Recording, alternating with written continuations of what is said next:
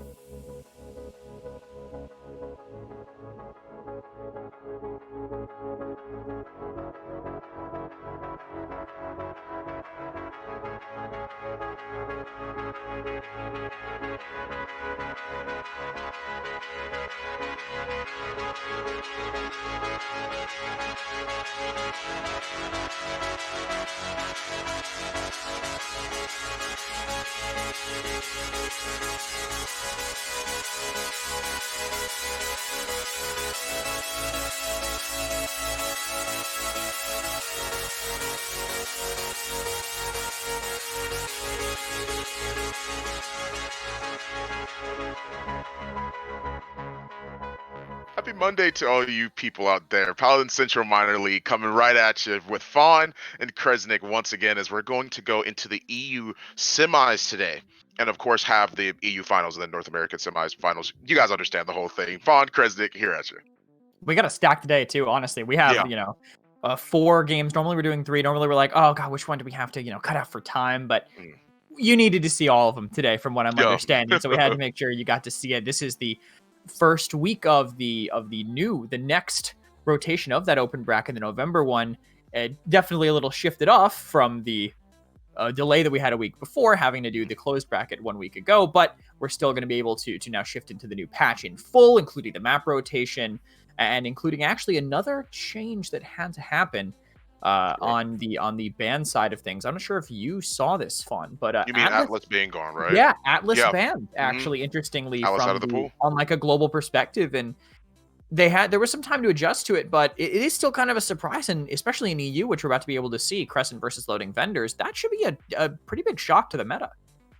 Yeah, it's a pretty huge shock to the meta, especially. I mean, I was just talking about it with Apache, at least my thoughts about it, like just a couple, really like about 30 minutes ago or so, back when I was playing Paladins on my own time.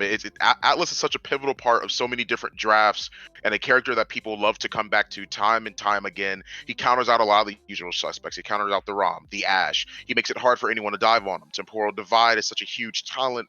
People take it a lot of the time when you have to play into like a lot of those stronger backlines. So Atlas being out of the pool is huge, but when you lose one, you gain the other. IO is officially back to and able to be picked. Not yet. Right. Wait, not yet? Really? I thought No. it was actually today. It was up for debate until, unless I ain't wrong about this, but because it was up for debate so close to the Next time, week. Okay, they kept it banned for 1 more week. Even though the issue has been fixed, it was just still like people were still scrimming without IO, and it was like Friday, and everyone's like, okay. Is IO going to be playable? Right, exactly. Okay, yeah. Cool. So I heard about it differently from a bunch of different people, but that's completely fine. We can head right into the picks and bans as we get right into the very first match of the day. And I'm interested to see this Jaguar Falls sort of composition. Loading Vendors versus Crescent here. And this is what we're going to be starting off with. So we have a lot of open and more creative picks that we've seen on this map. And Torbal, I imagine he has to be in the ban column. We'll see how EU reacts to him. Seems Makoa going to be the first one. Not too surprising. I also want to say we didn't talk about this Loading Vendors team. This is the Pittsburgh Knights. I mean, it's literally is from the PPL with the players from North America playing across the pond on that higher ping. Only difference would be minus Ricotta plus Mutu.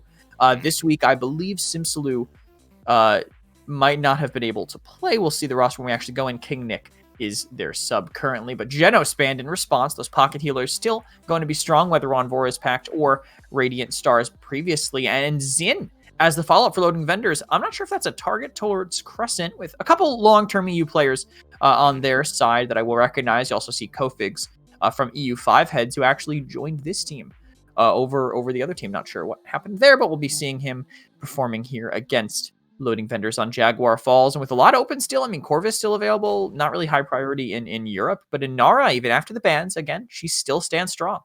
Yeah, still one of the strongest, if not the strongest tank in the game. You might be able to put up a little bit more discussion about that if you're comparing her to Fernando, but even still, people do enjoy playing the Inara regardless after the nerfs. Not enough to take her out of the pool yet, so we won't see some more interesting tank picks, not this time around. Vivian and Corvus on the side of Crescent. So you've got good pocket potential, you've got good damage. What more do you need so far on the side of Crescent, other than frontliners? And that's pretty much it. Although they will need one. They'll need one at some point. Whatever when it'll be, we'll see as the draft runs a little bit further down. Someone to contest this in Nara, so Terminus still being available could be that filler there. Maybe we'll see an NA snapping angle of things. We'll see some Leon's Shield Khan, but Rom is the second pickup here. So tanks already being prioritized here. That Rom can be aggressive onto that Vivian, which could be the answer to it, especially if they get maybe someone else to go in with it. But they're leaving their DPS for last. Damba's the next one. This is a Speed Spirits can pocket this Inara and this ROM both fairly well, plus the CC.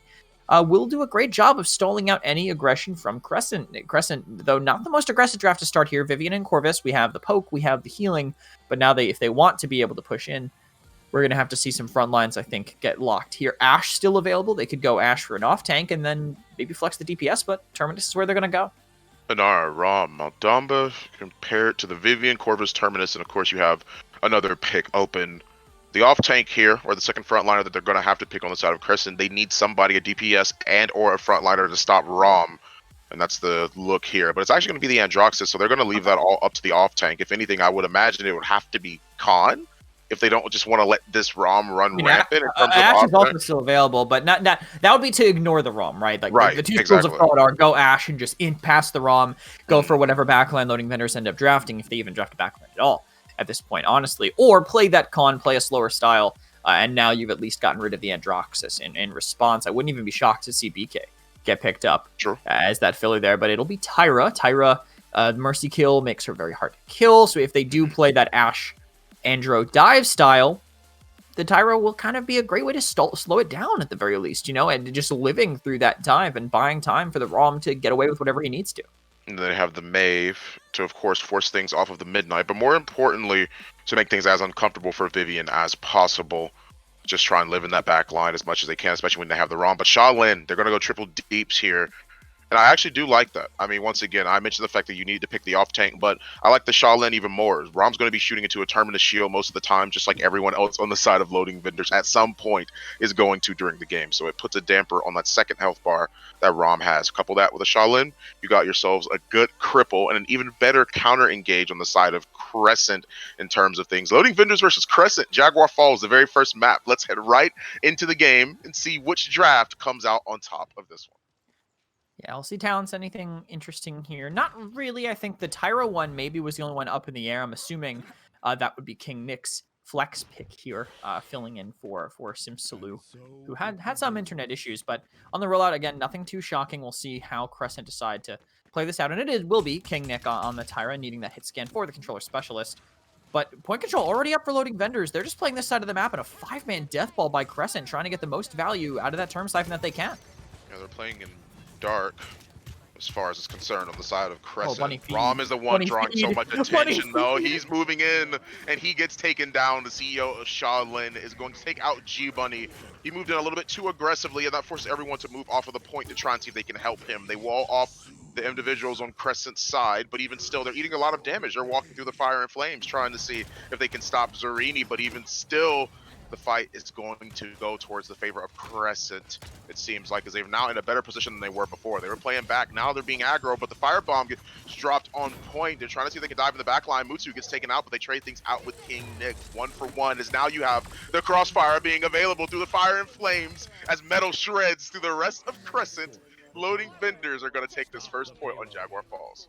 Even losing someone immediately, the area control from the Tyra and the lack of initiative from Crescent really ended up hurting them there. You saw G-Bunny goes in, definitely wanted someone to follow up, but no one did. And then the firebomb from King Nick, just no one's willing to do anything, really. Everyone just ends up waiting. And loading vendors get the chance to back up safely, reset, and then go afterwards. But loading vendors now playing a totally different game. Getting so aggressive with Zerini here, holding on to that DR till late, and letting Mewtwo get away with some free poke that he probably should be getting punished for. About 2 minutes on the clock, but even still the card is halfway. Little Croc seeing who he can stop here by rotating from position to position. Cuss gets taken out thanks to their cursed arm. G-Bunny down once again. Now the rest of loading vendors have to back up, but Mewtwo says no way, as he's going to move in, see if he can find the kills onto Casper, and he does. CEO of Shaolin manages to trade things out, but they've lost one on their push. Crescent can't hold on, or push up, excuse me, as far as they might want to, and loading vendors, thanks to Mewtwo, are going to be able to make their way back to the car pretty much uncontested, if anything. King Nick tossing out a couple grenade launchers here and there towards CEO Shaolin, but overall, they're going to back up, give Crescent the space they want. The existence of Inara just kind of gives them a lot of space for free, because you can't stay in front of that Right. choke if you don't want to get walled in right now. But here's the Ooh. engagement. Seismic Crash will catch Term and let Bunny run in. Oh, this is what they want. Mutu moves to the back line. King Nick finds one on the Casper. Siphon goes up, trying to peel for his teammates, but there are two minis attacked from all sides. The battle on all fronts, as now you have 3 members that are down. Loading Vendors. Cart still rolling right on in as the mark goes out on one of their DPS, but that means that he can't stay up for much longer anyway. The rest of them have to find some sort of way to touch, but I don't even think they can. See, oh, Charlotte wants to make it there, and he does firebomb, tossed out, going for cuts, but he gets taken down still as Loading Vendors make this to 2-0. And the downside of single tank triple DPS ends up shining through Toei Fan. It's all him on that point. If he ends up falling to that early push, they really don't have a great way to keep things contested, to keep up the pressure that they want to. And especially, the most important thing is to save the rest of their team, right? If someone gets dove, they really need that Siphon to keep them alive. Mutu and Bunny are giving up their lives for these dives, for these openings, and it's letting King Nick get away with murder, basically, here on this Tyra, 4-0 right now, while getting stacked up on items, buying across the whole rainbow. This Tyra has been a force for Loading Vendors. And I gotta, why were people picking Victor on this map? I swear to God, every time we saw Victor get picked, he was just getting dove and losing. And it's like, man, Tyra has like 40% DR if you stack all of her nades at once in a dive. You're not gonna go down to aggression. EU just was allergic to Tyra, and now we're able to see how efficient it can be. Well, it seems like they want to push a little bit harder around Jag's side. They want to be more aggressive against Loading Vendors, but Inara still, Zarini's capturing no matter what. Entropic Breach, he goes up and drops it down. Now Zarini has to live. Cataclysm in the back line, finds 3, and G-Bunny's going to keep on going. Dread Serpent, as they now will dread the fight. Crescent are going to go down here. Most of them out of the fray, as now you have both Terminus and Androxus alive, but since the reversal is done, that was his last defensive option and his last chance to try and contest. Loading Vendors retake the point by storm and win the ensuing fight. Oh, the timing of the death by Toei Fan was so rough because they gave up that initial cap time. He didn't res, and he won't be able to make it back now, but if he had resed, it also would have been a hard feed, and Loading Vendors will go up 3-0 here and catch out this Vivian. I was just talking about it. Even with the Siphon in the way, they're going to lose their Vivian. And it's still going in favor of Loading Vendors. They even have more control over Step than they would have before Vivian actually ended up going down. So this just means that Loading Vendors are still in the driver's seat. Of course, they want to hold on to their advantageous positioning here. Zarini even taking a step off of the cart. No one on it at this point in time, as everyone's trying to plug damage into the opposing side. Reversal goes up, but maybe a little bit too early. He gets healed by Corvus, but people are eating damage back and forth. Seismic Crash goes out. They want to force the fight, but they find the stun on Casper. Maybe he's not so friendly this time around as he finds a couple shots onto Mutu, takes out Maeve.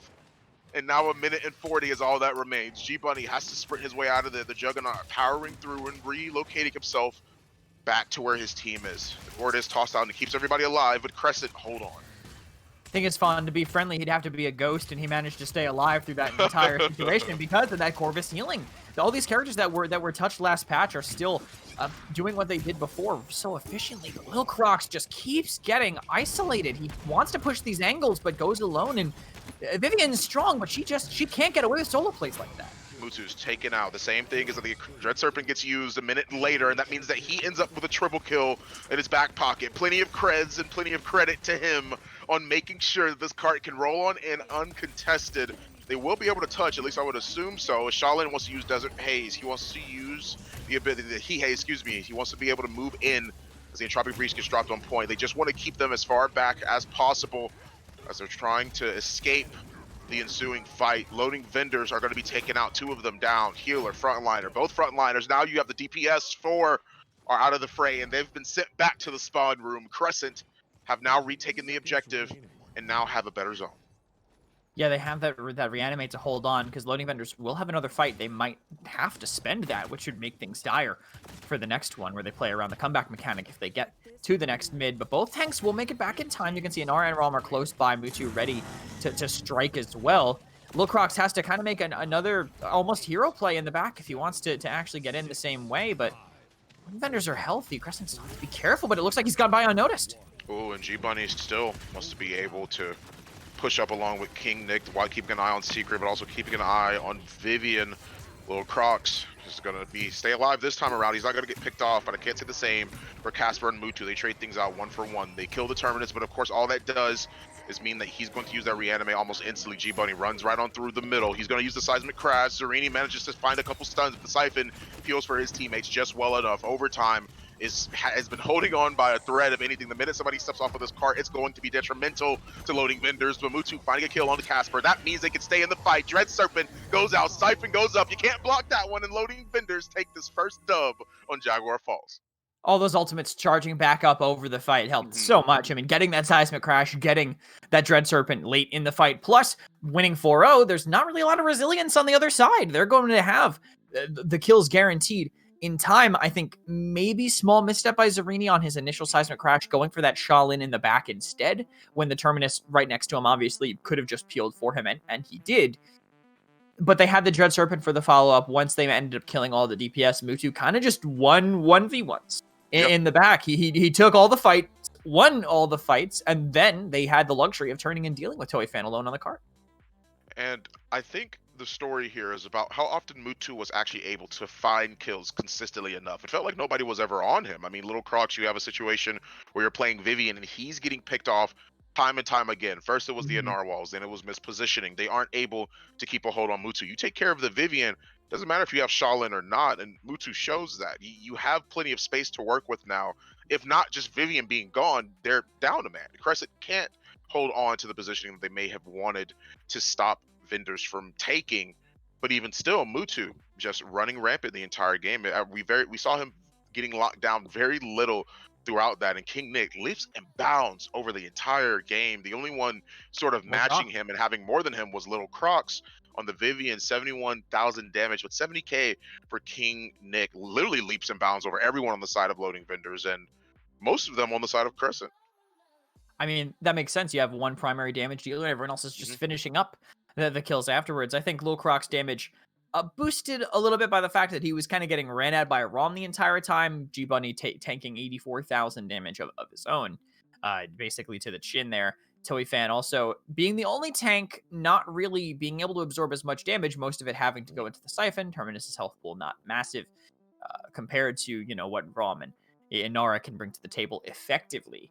But Crescent, now that we've gone through Jaguar Falls, I didn't hate their draft. I just didn't know if I really loved the triple DPS. Conceptually into the ROM, it's fine, but good teams will play around it better than that. They're not going to have their ROM get caught in those situations. It happened once on the first mid, and it ended up being almost a trap. They were stuck on the outside of Jag and just couldn't walk through the raw damage output that King Nick was putting between them, Dark, and Point. Even still, we saw situations where they were trying to push through Jag, and what did they do? They just rotated, right? I mean, King Nick would make sure that he was always with his team the entire time. We saw them trying to put pressure on the back lines or find a pick on anyone, but Loading Vendors, they just had the superior positioning in that fight. We're going to head right into the next map as we head into game 2. It's going to be Ice Mines to try and slow things down. So, I mean, with having Ice Mines, we've seen the Blasters, we've seen Tiberius on this map more than any other. We've seen them on Frog Isle, but not as much as we have on Ice Mines. With the current state of the meta, with this pocket meta, do you see the Tiberius being locked in here, whether they have a Genos to boost them or not? I think so. I think Tiberius is fantastic on this map, especially with Predatory Instincts. I know you can run Tigron's Fury, you can run that Explosive Blade on most maps for him, but you don't need to worry as much about getting pressured. There's a lot of shields on this map, but the double blade reset doing more damage will help you out with. And of course, just those bounces in the window hurt. They hurt. They hurt when you're trying to hold up there, especially if you're stuck around the corner. If you can't get healed through a wall, makes things very difficult. But the bans are looking pretty standard here. Torvald, on any map you don't want him, but on Ice Mines in particular, Terminus, definitely want to get rid of him, especially after Crescent showing that they were fine with that pickup last game. The Terminus not underperforming. I just think it was too hard of a draft really for him to stay alive, as Crescent also removed G-Bunny's ROM. Torvald, ROM, Terminus. You don't have any pocket healer gone now, and now Loading Vendors, they can't get rid of any pocket healer. They have to ban out the Makoa instead. So that leaves open both Genos and Corvus. It's up to which team decide who they want. Crescent, if I were them, I would always take a Genos first. I feel like that damage amp It's just so powerful nowadays, man. I feel like that's so strong. And yeah, Crescent obviously going to lock in the Genos. It's hard to ignore. I can understand. I feel like as the meta has gone on, we've seen why people prefer the Genos over the Corvus, and it just comes down to the damage amp. It's just that good. For Genos on this map in particular, it's also just the consistency of healing through walls, but it might end up making things a little tougher for the tankier tanks to stay alive, and loading vendors could just draft front lines now with 4, effectively 5 banned with Atlas auto banned. Right. They need to be prioritizing, I think, that lane. I think just grabbing an Inara Ashe here, you know you're going to get a strong sustain healer. Why might as well go for it. Just have a very tanky lane here. And Nara and Ashe immediately locked in. Crescent now for off tanks are going to be stuck with Khan. They're going to be stuck with Ruckus. And for an off tank, they'd have to go a little bit further into the main tank pool here, whether it be Barrack, whether it be Nando. One of them would have to fill in that role if they don't want either of them for this draft. And it is going to be the Nando on the side of Crescent that leaves open a DPS pick for them if they want to see if they can decide anything. And as they're picking that, I mean, picking Ashe into the Genos, you very clearly are trying to draft, something or drive the point home. I believe that you are looking for a heavy dive composition, but taking Xin out of the pool here, that means that their options are a little bit more limited. But once again, Ashe into Genos, I mean, that's a known counter and a pretty effective one at that. You definitely are planning on drafting something aggressive if you're gonna pick an Ashe into a pretty strong counter.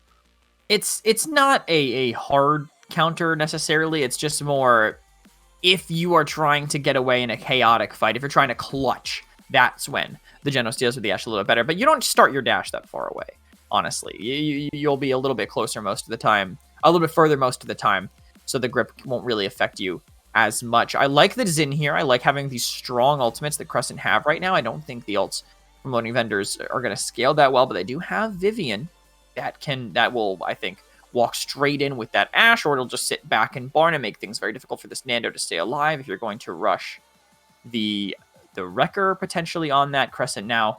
We're going to see if they want to lean towards a triple DPS again instead. We don't know who their off-tank player even is, honestly, after seeing a triple DPS last game. So we'll see maybe if they want to play that flexibility, if they want to play that Khan here, or if they want to go maybe some blasters that they think will deal properly with this Vivian. You have Genos, Fernando, Zen, Willow.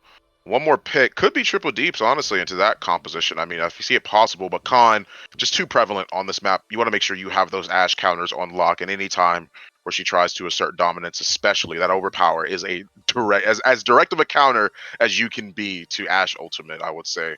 You have Ashinar, Grover, Vivian on the other side, and Eevee is going to be their final pick here. Why the Eevee? I can't imagine the Eevee into Zen Willow. That's strange to me. I don't know. Neither do I. I don't like the Eevee into Crescent's draft. Flankers on this map generally struggle unless they're the ones that kind of can sit still and output consistent damage. I really don't know why they grabbed it, if not maybe to just poke out that Khan instead. But we can head into the game here on Ice Mines and we'll see how they want to play it, whether it be this kind of wormhole, just blink and harass. Maybe it's just to ult and kill the Xin, maybe catch him out in there, but there's a lot of damage coming into him with that Luminary boost on both those DPS and that Khan. It seems like everything is going according to plan in terms of talents. Everyone's picking the talents that you would typically expect to be picked. Opportunity and Chaos is kind of interesting, though. Recently, we've been seeing Booby Trap a lot of the time, and I think it's great on this map. And we've been seeing a lot of Suspect Everyone, even against high-pressure comps. So we're just seeing the raw damage output being prioritized by loading vendors instead. I mean, you're going to be shooting into a lot of shields, so anything to burn down those shields quicker, and they're going to take care of the Fernando. First blood for them as Mutu now pushes up onto the opposing enemy's high ground. Crescent are now sort of stuck here. They have to find ways out. Two of them have made it, but I can't say the same about the Khan and Genos here. They're getting pincered the whole 9 yards. The team is moving in, and they're stuck, unfortunately, between a Nara and a hard place. It's going to be a very unfortunate battle for them. As soon as Toei tries to make it onto the objective, he's going to go down. As now CEO Shaolin has to keep that shield up. He has to find a way out, but even he can't do it, as the wall was enough to cut off his way of escape. Now all they're going to do is try and zone beautiful direct air shot on Casper, but even still, it's not going to be enough, obviously, to take out that Willow. They're just going to have to retreat. The pressure and window ended up being fantastic, and now Zarini Knocked low, maybe could have held that wall, but I think smart to get away before the rest of those DPSs managed to show up here. A little bit of this NA flare from Cuss on this Grover, someone that we see a lot more in NA than we do in EU. And look at this damage. This air shot could finish it. Mutu doesn't want to go for it, but King Nick ends up finding Toei in main. And now it seems like Casper's trying to spread out the damage as much as he can on the sides here, but King Nick running him over. It's hard to stand against the opportunity and chaos talent. It's too strong. I mean, even still, CEO Shaolin, if anyone has their shields up, they're just going to get melted. All headshots, dinks, all across the board. Put up the shield, find a way to fight back. The sensor drone goes, gets tossed out. No booby trap here, but they just want to be able to see where the opposing side is. Mutu moves in, gets the shot. Beautiful onto Zen as King Nick finishes it off. They haven't stopped this cart at all. Crescent finding a way to try and fight back. Through time and space, manages to find King Nick. But CEO Shaolin, he's already low. They're looking at him to find the damage, and they do take care of him. Cuz manages to get the last hit on that one as they're just still getting steamrolled. Run over, if anything. They move into G-Bunny, and they find that pick. That is the first time that we've seen Crescent retake control of a very bad situation for them. They managed to fully wipe loading vendors, and now they can take a breath of fresh air, and they can try and keep them from making it back to the cart. They did have to spend some ultimates to make it happen, though. That time and space and that guillotine, 2 of their executes out of the 3 that they have, effectively, were spent for that, catching the Ashe and the Vivian, respectively. So loading vendors could spend some here and not feel too bad about the cost, I think. They've already used the Sentinels, but those aren't really a high-impact use of them, honestly, because if King stays alive, we'll still have them for the next one. Look at this. Willow gets knocked so low and gets the Fate Flight forced out. Yeah, and it seems like they're trying to at least keep the pressure on him on the side. Khan locked in a battle one-on-one with somebody on loading vendors, but it seems like they're all grouped up here for Willow to take plenty of advantage against this team. They move into the back, they find the last hit. Now they're looking at Grover, Cuss being caught out. Once again, the rest of his team is down, so not like anyone can really peel for him. Mutu goes down again. They've managed to defend this one successfully. Loading vendors do not have a chance to be able to make it back to the cart and get the touch. It's too much of a space to climb here. Too much distance to cross as they get dismounted, and that's going to be all she wrote for this round. Loading vendors are going to make sure that they don't convert this one, but Crescent are going to make sure that they do defend the cart. I don't know if I even love the fact that they tried to refight it because they gave them a little bit more charge, like 30% each, basically, for Rengo, Crocs, and Casper, this Willow, who's performing phenomenally. This is one of Willow's better maps, I think. At least it has been in the past, just that ability to spam choke points, to have that dead zone, to deny space. Anything of that sort is going to carry a lot of ground on Ice Mine when you have to go through these small choke points here. But a lot of ultimates will be up for loading vendors. They can maybe catch out this in before he can use that guillotine. They can have the 2 CC ultimates to get in aggressively. If they catch these tanks, they might actually be able to finish somebody off if they go in enough here. But this guillotine, when that gets charged up, if it kills the Ashe before she can land that, it'll make things very difficult for loading vendors to get as aggressive as they want to. Crescent, their ultimates are building up, a couple of them. They already have the Overpower and the Immortal on the side of Fernando, but they use the Ice Storm. They drop it directly on the Khan. Tui doesn't even get the chance to use his Overpower at all, as now the rest of Crescent are going to have to back up here. They blink in thanks to the Eevee, and then make sure they blink right back out to make sure they cement more and more damage on Crescent, make it even harder for them to try and touch. But they're biding their time. They aren't too pressed on time to make sure that they get back immediately. But Lil Crocs, he's gonna have to make his way out, but he stayed up a little bit too far. Got a little bit too greedy. Uses the through time and space. So many ultimates are following through now as loading vendors make sure they cement their lead on the point, and make sure they even capitalize on the objective here. 90% to a point conversion on the side of loading vendors. As Tui gets caught out once again, he just now makes it back. Will he be able to find the last hit? Mutu does, and they already have staggered out another frontliner. They'll be able to keep this going, I think, maybe, too. This Immortal might have to come out. I feel like we haven't even seen one all game yet from Kofigs here on this Nano, but a Fate Flight will come in initially here. Already so low is the Willow. The rest of the team has to follow up. It seems like for right now that the Fate Flight is putting some damage on the board. Loading vendors, when they group up, they're going to get taken down. Willow is here, drops down in the dead zone, and finds a triple kill. As now Ashe gets Void Grip. She takes out the Casper, or at least I should say the Willow. But even still, she goes down soon after that. That means that Crescent now have the ball in their court. They can zone and keep them from coming back on Ice Mines. A better position than they had last round, if anything, is now he has to whirlwind out Doesn't want to keep himself involved in the fight. They're still mounted. Doesn't realize that Mutu is there. Eats the first shot. Just swinging, looking for any opportunity to find the damage. But they get CEO of Shaolin, as well as making sure they find little Crocs. Tui, once again, taken out. And I'm curious for a second. Can we see the slash lines real quick, Jithens? I don't know what F8. button that is. F8, Yeah. okay. And, okay, it's actually not as bad as I thought it was. I mean, he is getting picked off a lot, but 2 and 5 is not the worst score line. I felt like he was dying a lot more. I think it's just because of the situations they're in. They need him to be alive, so it feels more impactful when he dies. But it's just not so tough for that these bad. tanks. I mean, they're playing into a Wrecker rushing Vivian with Nando Khan. Right. You don't really, that doesn't really work. It's just, it's difficult the way they prioritized their tanks here, but a guillotine comes in and they equalize the tank situation a little bit with that first kills and already getting some ground. They might have to look at this card too, Zarini and Mutu getting closer.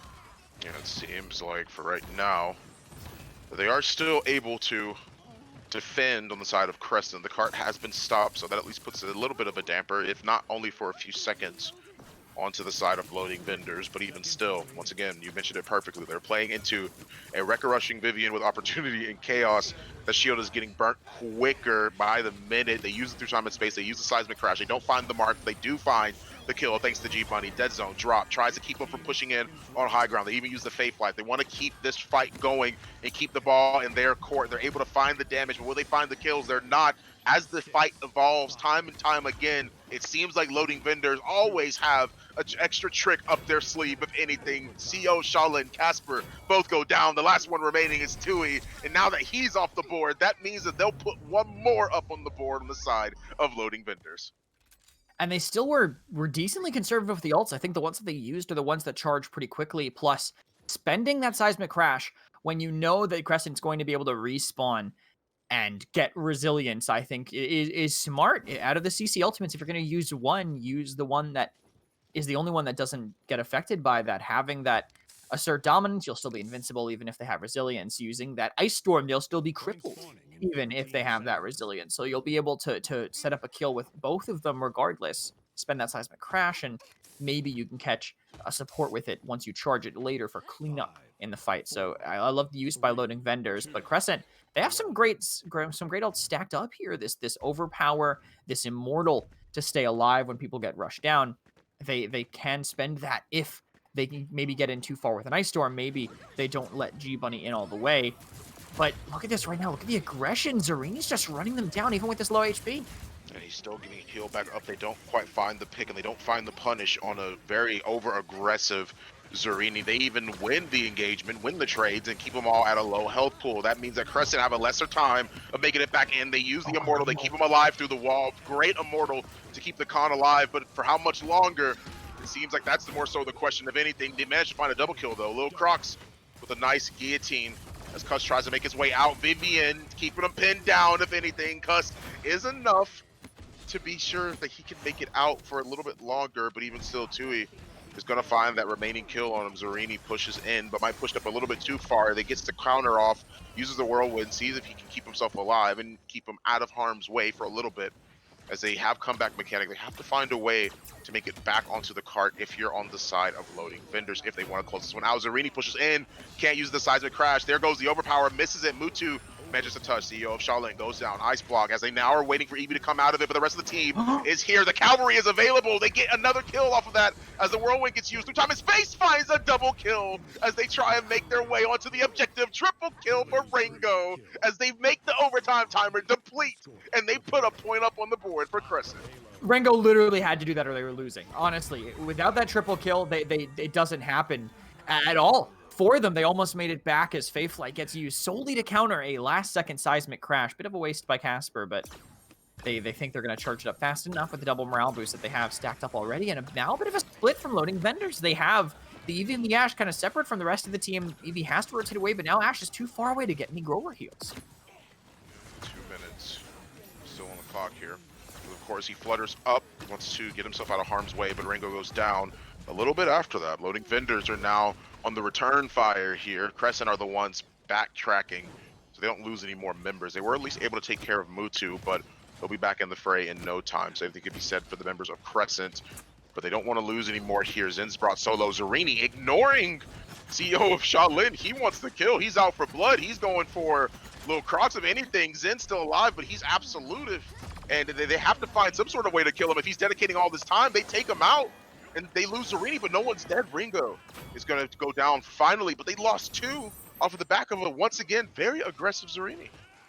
And Mutu's build is really interesting. I might want to take a look at it maybe during the next freeze time, but Mutu's actually running full Soar reset from what he just did earlier, being able to kind of constantly dash and dance around them. Mutu, that will be important, I think, for continuing to snowball once they get in here. But someone has to help out G-Bunny right now. You can see this Zin kind of isolated him, and Casper will get the finishing shot. Oh, here he goes.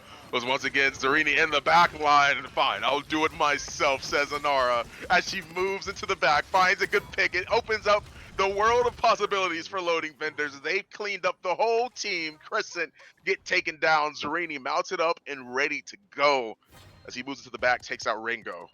And that's pretty much all they would want on the side of Loading Vendors. A full team wipe in the fact that Crescent had the advantage. They were on the cart. They were sitting pretty for a little bit. Sure, they were losing a couple trades here and there, but they were just being healed back up. Zarini puts the team on his back, makes sure they win that engagement. 20 seconds on the clock as it's still ticking down. It's going to be so hard to push through this choke because, look, they're getting actually pressured from behind by G-Bunny, who's pulling 2 of them away when they have to go for this overtime touch. Now he's even further back, and Mutu, he's getting all the space made for him.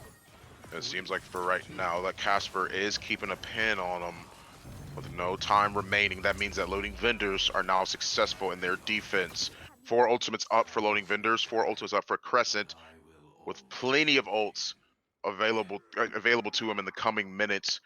What has to happen here for Crescent to get another point? Does Ringo just have to hit another 6 through time and space, or is there more to it than that? They also, don't forget, they also had that great Immortal before that to set them up for that situation where Loading Vendors had to get forced into that choke point for that retake. Without that, I don't know if they even make it happen at all. That was, I think, the biggest issue they had to push through. So if they have a good Overpower, a good Immortal, it can help significantly. But that Immortal, I don't know if he even really meant to save that con. I don't know if that was even intentional. He was going to save himself. Just happened that both the tanks were desperate health points at the exact same time. Crescent, they need to stop whatever aggression they're going to try, but with that root, that's so brutal. Casper does a low-flying stealth bomber Faithlight. They have to use it. They don't have a better opportunity other than this, and Tui's caught out, just eating a lot of damage. The blaster damage is enough. Ice blocks through time and space, but they're at least able to find G-Bunny, but that doesn't mean much when you already lost 3 members on your team. Sure, you get 1, but a 1 for 3 trade, make it a 1 for 4. Mutu in the back line, Ice Storm to make sure that they can submit that kill on their support. That means that CEO of Shaolin has to get out of there as they now keep gaining percentage on the side of Loading Vendors. Crescent, they're struggling.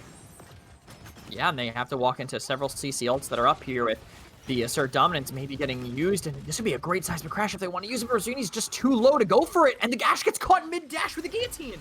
But that's the thing, though, that now that they have that kill, they can now push on the cart unabated. The objective is available, baits out the counter, and they're going to find the kill. Mutu is going to try and push in, if anything. They're blowing up the shield time and time again, and they've managed to find another kill on the Fernando here. CEO of Shaolin is out of the play. Tui will be soon after that. Ringo, he can't contest. That's all she wrote for the boys in blue. Loading Vendors take this entire set 2-0 against Crescent. Yeah, this first look at this kind of adjusted team from the last rotation of the PCML. Now, basically, literally, again, they're effectively just the Pittsburgh Knights with Mutu and King Nick on the sub roster, but a great performance by them against Crescent. This team that I thought they played pretty well into them, but they just looked out-planned, I think, a lot of the time by Loading Vendors. Loading Vendors were just executing on them every time without any real way for them to adapt here. We take a look at the numbers. Slugshot, actually, interesting pickup by Bunny. This is one of the few maps where I actually don't like Slugshot as much, but it can, of course, still work. And I wanted to look at that Eevee loadout because, yeah, he's running absolutely no blink distance whatsoever on this wormhole build. He's focusing on soar speed and full cooldown resets on the soar. So every time Mutu got a kill, he got another full speed soar to dash around them, and 16 and 8 seemed to work.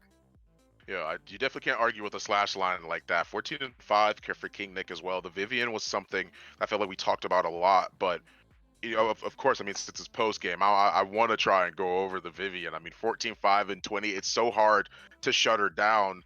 We were a little bit concerned about the Eevee in the very, very beginning of this draft because we weren't sure why they had picked it quite into that. It worked out for them, just like the Vivian worked out for them as well. I mean, you had the Willow, you had the Zen, you could move into the back line, you could find those picks, but they just weren't ready for it. And I think saying that they were outplanned, I think is the best way of describing that because it always seemed like they were scattered every now and again. It doesn't seem like Crescent were working together as a team sometimes. Doesn't mean they don't. It just means that in a lot of the fights that really turned the tides of the war during both of those maps, it didn't seem like they were able to show up in the way they wanted to. Yeah, I think so. I think part of the vendors draft being as successful as it was to the damage that they Hmm. that they had across the board for their whole team. I mean, they're all within a number of each other. G Bunny actually ends up being the lowest damaging member of the team, with Zarini only being 4K behind Mutu. Whereas look at the side of Crescent, even though the highs are higher on the Willow and the Zin, the lows are lower on Shaolin Right. and Toei, even with the Genos boosting them. Just having every single member of your team outputting like that means that if you peak out in a 5v5, if you're fighting against each other, you are going to get melted, especially with the lack Mhm. of sustain that their draft kind of brought to the table. You also have to mention the fact, of course, that I mean, well, we did mention it earlier, but just to mention it again, you have the Vivian that's rushing Wrecker, means that Mhm. Fernando Khan they don't stand in those areas as effectively as you may have wanted them to. We saw multiple times Yeah. where Fernando was peeking Vivian, of course, shielding the Willow, trying to see if they could find damage onto the opposing team. But the minute that it was burned, which was like in a matter of seconds, he would just have to back up and. Every time they would inch closer and closer to the cart and make sure that they could cement themselves as the winning team. Loading vendors 2-0, a quick set, but we still got plenty more for you. We're going to cut right to a quick break. And when we come back, it'll be Merlot here instead of me. So stay tuned.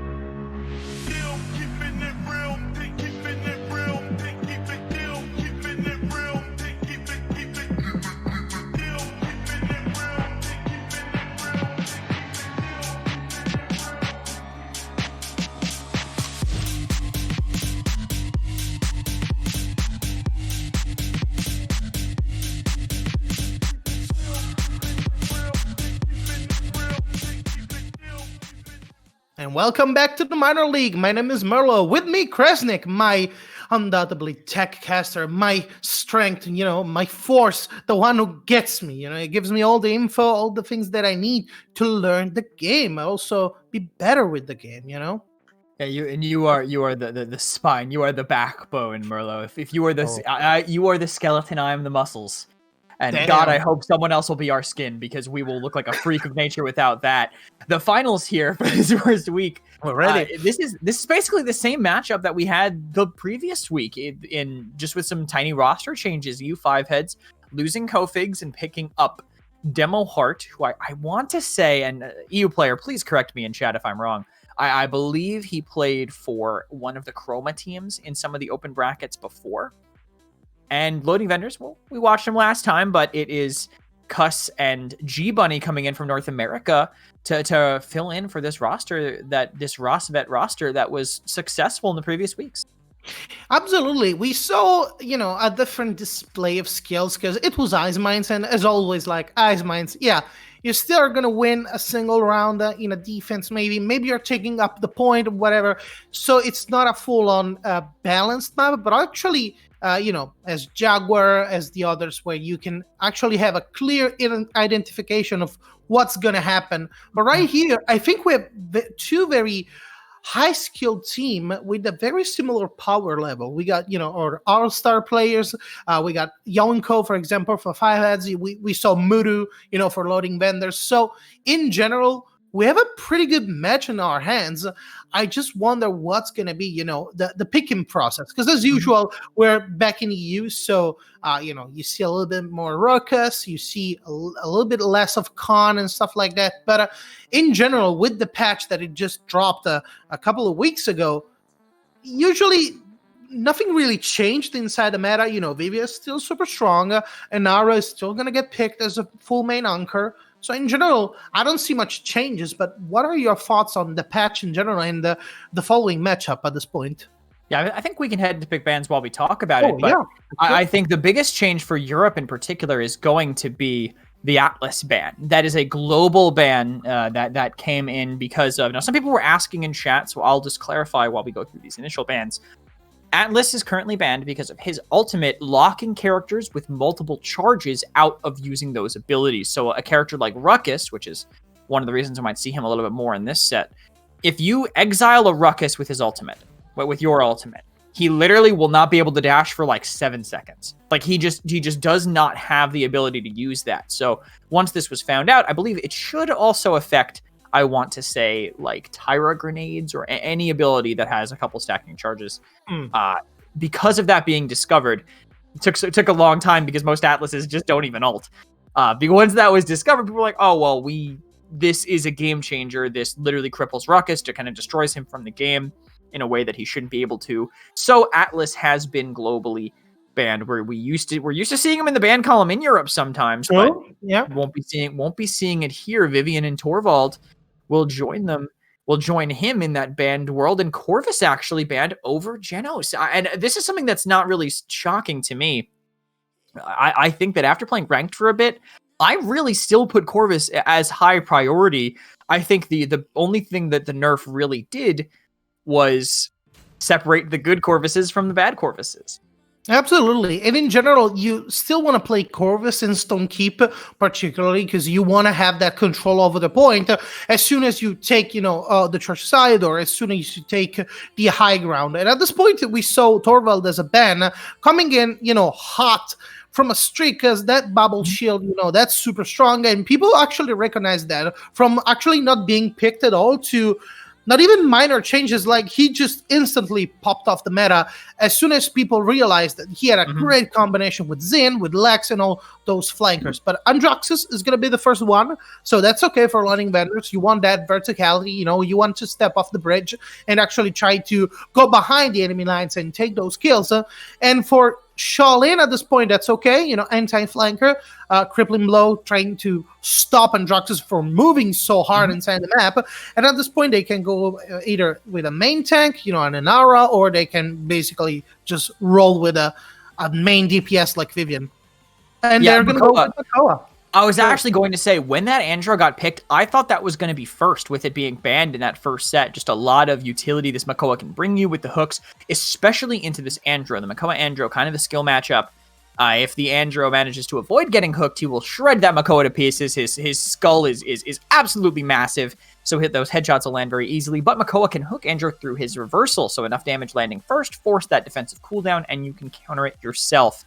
But picking up this Makoa, the shield will be great for holding these different lanes, but they're giving up the Inara, so this point control now should be in favor of loading vendors, especially considering whatever support they should be picking up to back it up, and it'll be a Dampa, one of the most perfect pairings of main tank and support you can get. Willow is still available though, and we know that Maldamba, has that, of course, right click, but also the AoE else, and Inara wants to stay onto the point. So Willow could be a perfect counter right here, but also, since you took Maldamba, you don't have also Genos at your disposal since it's banned. You don't have a Shaolin counter because you actually picked it. Rom is the next best choice, and you have this crushing, force inside your enemy backline. He can just stun, he can just be a nuisance during the entirety of the match, and there's not really a counter right here to actually take him. Maybe not yet, but you don't want to draft regarding to Rom. You don't want to try to outdraft him at this stage because you already picked Andraxis, Inara, and all the others. So at this point, Fury actually being taken as a support in the side DPS at this point. Very aggressive support. But yeah, they got self-sustained. They got a lot of shields thanks to Makoa. I was expecting, something a little bit more to get their AoE damage, the blast radius damage. But at this point, what do you expect from loading vendors, though, since they have the last two? If they're going to take an off-tank, I would say you might want the Khan, honestly, just to grab the ROM out of his dash and to have that level of counter. And not just that, we mentioned not drafting specifically around the ROM, but Khan is just kind of made better by having a ROM on the other team because you farm overpowers faster, and overpower is one of the strongest parts of Khan's kit. As long as you control the inside, especially with this Bomb King that they've drafted, the Khan can sit above and go for those pulls and farm free ult charge. Also pretty good into Makoa, but they're going to go a kind of different angle to this. I don't know if I love the Ruckus here. I feel like if this Shaolin is playing close enough to the Furia, I think the Ruckus might just get torn down. It's going to really depend a lot on how well that Ruckus and that Andro set up and how vulnerable the last pick EU5 heads gets. And I wouldn't consider Lex to be super vulnerable. Lex farms off of that Ruckus whenever he tries to go in if they burn that shield down.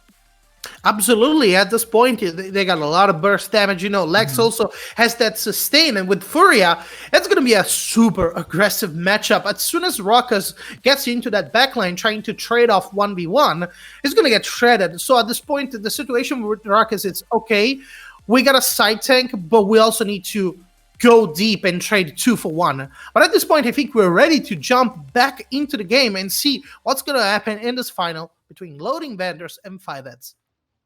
So they're not going full aggressive, just looking at the Makoa and the talent he's chosen here. Half shell instead of the Leviathan. That could have been the hard int if that was where they wanted to go. But interesting to see, actually. I like the chain reaction from loading vendors here. I'm assuming, actually, I don't know who would be playing that. If King Nick's not playing that, that's got to be a Mutu. Oh, yeah, it's King Nick on Andro, so it's a Mutu BK. Interesting. The chain reaction, though, will be great into this Makoa anytime they get in there. He'll have to use his one little dash, and they should still be able to chase it down. And, of course, stacking bombs on Rom to tear him apart will work. But they're not playing inside with their BK. They're playing outside, kind of off of that advantage, and they have to move quick because Zarini's kind of alone.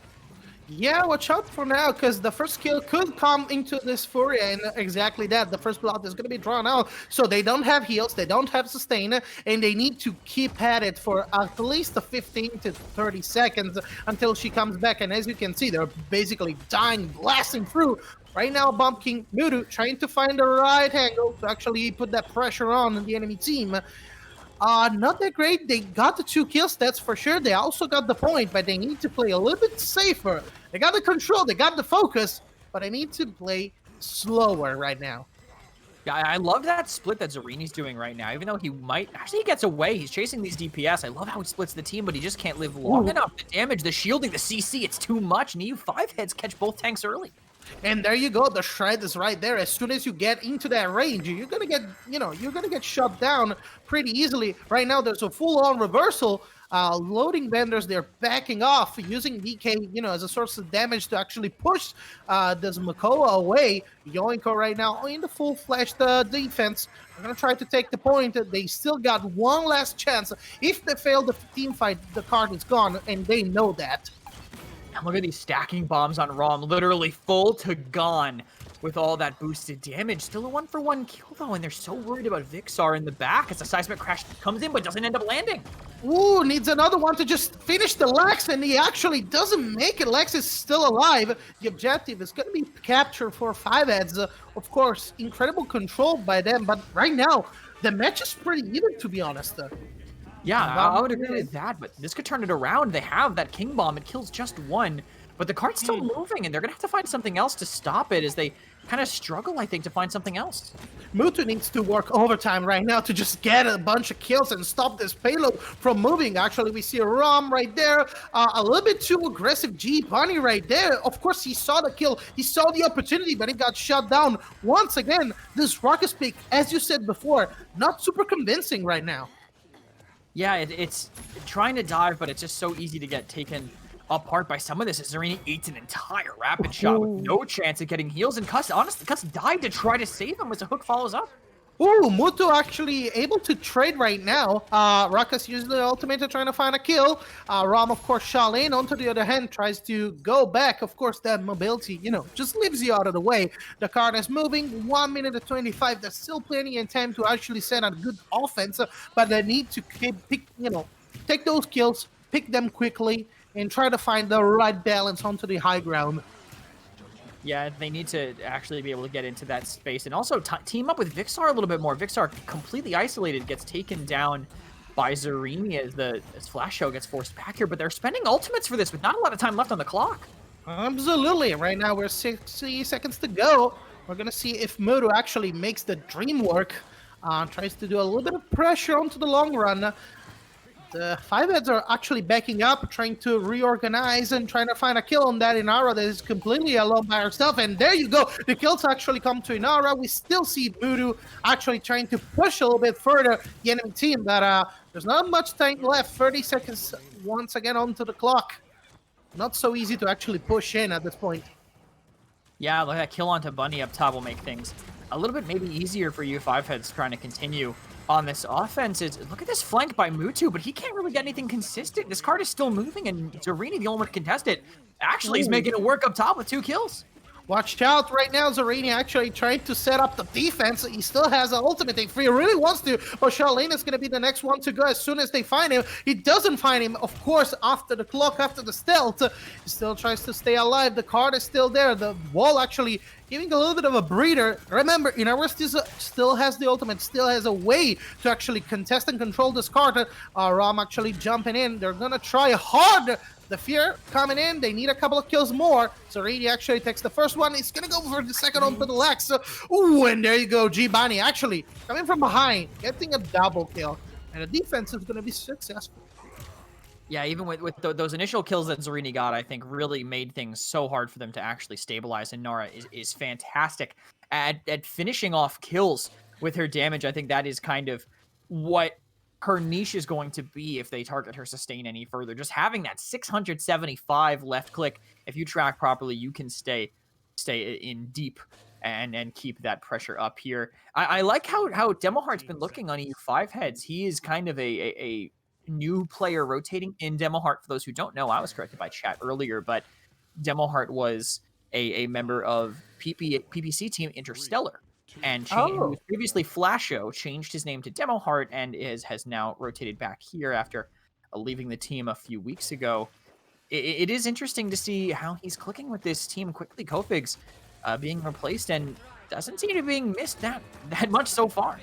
You can definitely see his skill level. Right now, he's trading, consistently. Actually was able to take the Ruckus down a couple of times more than usual.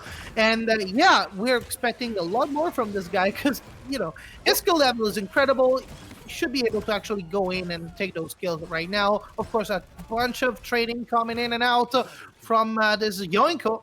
Double coming in. They got to control the point, but they still got a little bit more time left for loading vendors to actually come in and try to steal the point once more. And they can spend some stuff here. I mean, if they find a way for Ruckus to get in, they can use the Hexafire, but Yoinko's already moving forward and looking for dismounts, even though Rom, I think, doing a great job of it up top. Serene had to be there, I think, their one priority, and now they have to set up this Hexafire, but it's going to go right into a Shell Shield. And there you go, incredible play right now from Mako, actually blocking the entirety of the enemy front line just by himself, but he's going to die pretty soon. Giovanni, again, just being traded on, and he doesn't get those doubles that he desperately needs to actually get the point. Loading vendors, though, they got the control. Rom is still alive. He can't come back. Fury actually still alive, but they won't touch the point. They won't have enough time to actually do that.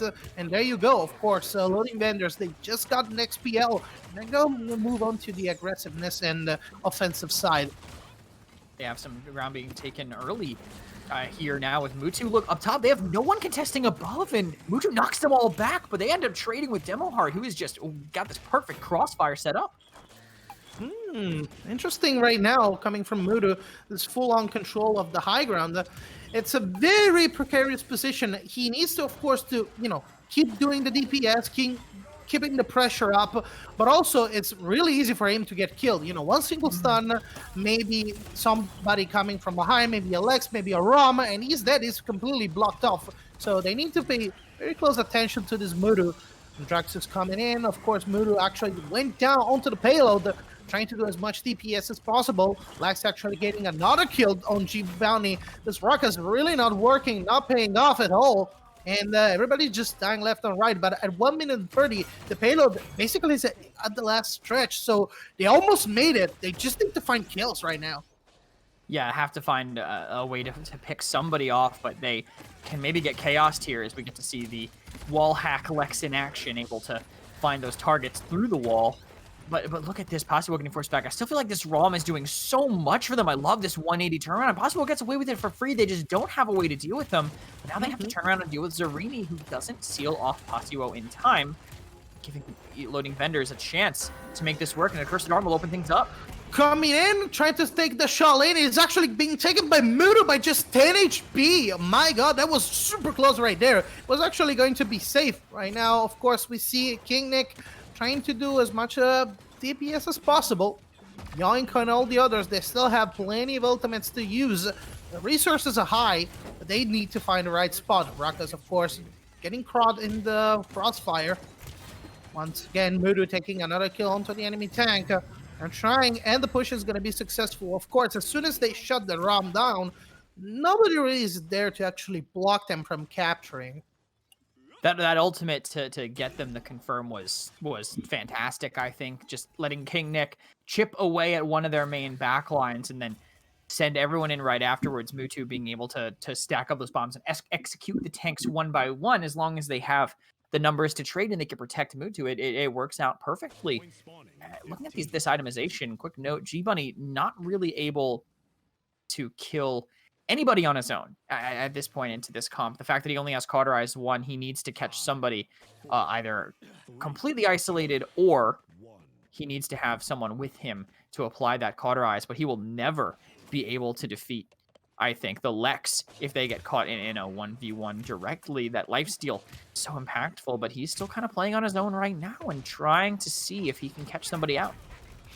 He's going to try for sure. They actually got the stun. They could take him, but of course, the rage comes in, and you don't want to challenge Mako in this position.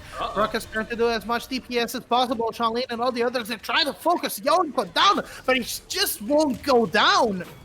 Right now, he does, of course, but it took a lot of resources to actually do that. And loading vendors, they got the last point out of nowhere, just using a couple of ultimates, and this time around G-Bunny actually on point, being able to be alive, do that DPS and trading properly.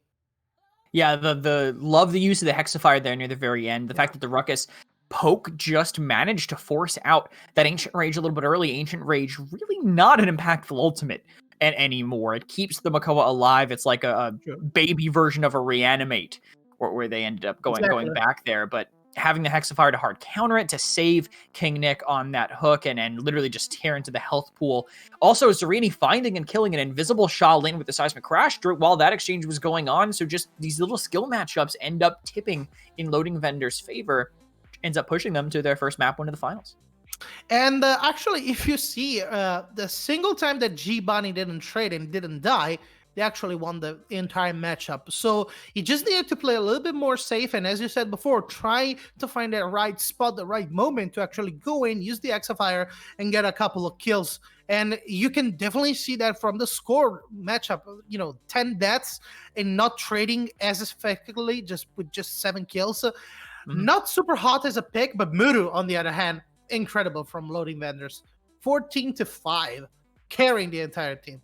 Yeah, the Bomb King definitely cleaned up the majority and probably honestly dealt a significant part of the damage as well. If we slide over to the stats, we can take a look at exactly the numbers that Mutu was able to do with that stacking chain reaction, those stacking chain reaction bombs actually outdamaged by King Nick and almost outdamaged by Zarimi on this Inara, who was shooting into that ROM, it seems, quite a bit of the time and absorbing the vast majority of the damage for them here. Demo Heart, Flasho, the closest one to them on the other side, but EU5 heads just seemed like they had a low damage setup here. I don't know if I really liked the way that they played around that Lex. I think maybe playing the Lex slower to match into the Ruckus to eliminate that flank potential could have looked a little bit better for EU5 heads. They actually did, though, and that's incredible because Lex actually was able to kill Ruckus, multiple times. It's just that, on the other hand, you have Androxus just flying over you. Their Cursed Arm each and every time found more than just one kill, and the kill that he found was Shaolin, so Demon Heart completely out of the picture, and when your best DPS is out of the picture, what can you do? You don't have anything to do, on the long run, and you cannot contest that point. So I think we're ready actually for the second matchup and the second picks and bans, and to see if they actually can come back from the staggering defeat. 5 heads right now, they need to do a little bit of a more aggressive draft and, as you said before, do a better matchup. That skill matchup needs to be better in every way, from skill mechanics to actually having a better champion. Yeah, and Jaguar Falls is a map where they can kind of pick anything. If they want to still run back that Lex, they absolutely can. If they want to pull out Emoji, they can. Anything works here in the wild west of Jaguar Falls. But Willow Ban will be first. I think that might be a target towards how Loading Vendors wants to play. In particular, we know that AoE damage, the ability to lock down choke points on a map where choke points are quite a bit of the mid-fight can help significantly. Loading Vendors actually target that Makoa. So interesting to see that angle being taken. Yoinko was effective, but just having that shield in the way will slow down Loading Vendors enough on this map where they do not want to have to deal with it on the other side. Yeah, definitely. And I will do the same. Of course, Mako right now, rising through the ranks is a first pick, first ban. And for good reasons, that buff was very significant. Now he's, main tank. And, the hook was always so great for displacing the enemy team or a single target. So it's always useful. They actually ban Lex. So interesting also that they found out that Lex, is a little bit annoying on this particular map. But though Torvald is banned, Lex by himself is not that great of a pick. You need that sustain. You need that bubble shield, maybe a Janus to make it really work and make him basically unstoppable in each and every fight. But at that point, at this point, you still have an Aura. Vivian is in the pool. You can draft whatever you want. Yeah. Vivian, of course, coming in. Yeah, she's super strong, of course. Yeah, we want her. We want her, Vivian. But at this point, you still got Terminus and a whole bunch of counters that you can actually pick. There you go, to actually deal with the Vivian. The thing is, the Terminus can still only watch one lane unless they really rotate the entire team behind the Terminus, whatever angle the Vivian takes. They'll be able to get something out of it. Genos paired with that Terminus now might be tough for them to sustain. A second healer might be necessary, but EU5 heads could just take some to back it up. We'll see how they're going to protect this Vivian. I think a Corvus lockdown here could be solid for them. Just pop that mark on her, boost that lifesteal. Of course, that will be the direction they go. Also, the Corvus mark literally negates the nerfs. It's 15% speed onto the now 10% nerfed speed card. So it literally just completely cancels itself out, and Vivian is just at that pre-nerf state. I think another tank here would be great. An off tank, even, it could be the priority here. Ashe, if they want to get aggressive, would be a good look here, but they'll go with flanks instead. Androxus, they want to get aggressive for sure. Yeah, definitely. Definitely at this point. I really appreciate the Androxus pick. without Makoa, he's a little bit more free to do whatever he wants at the end of the day.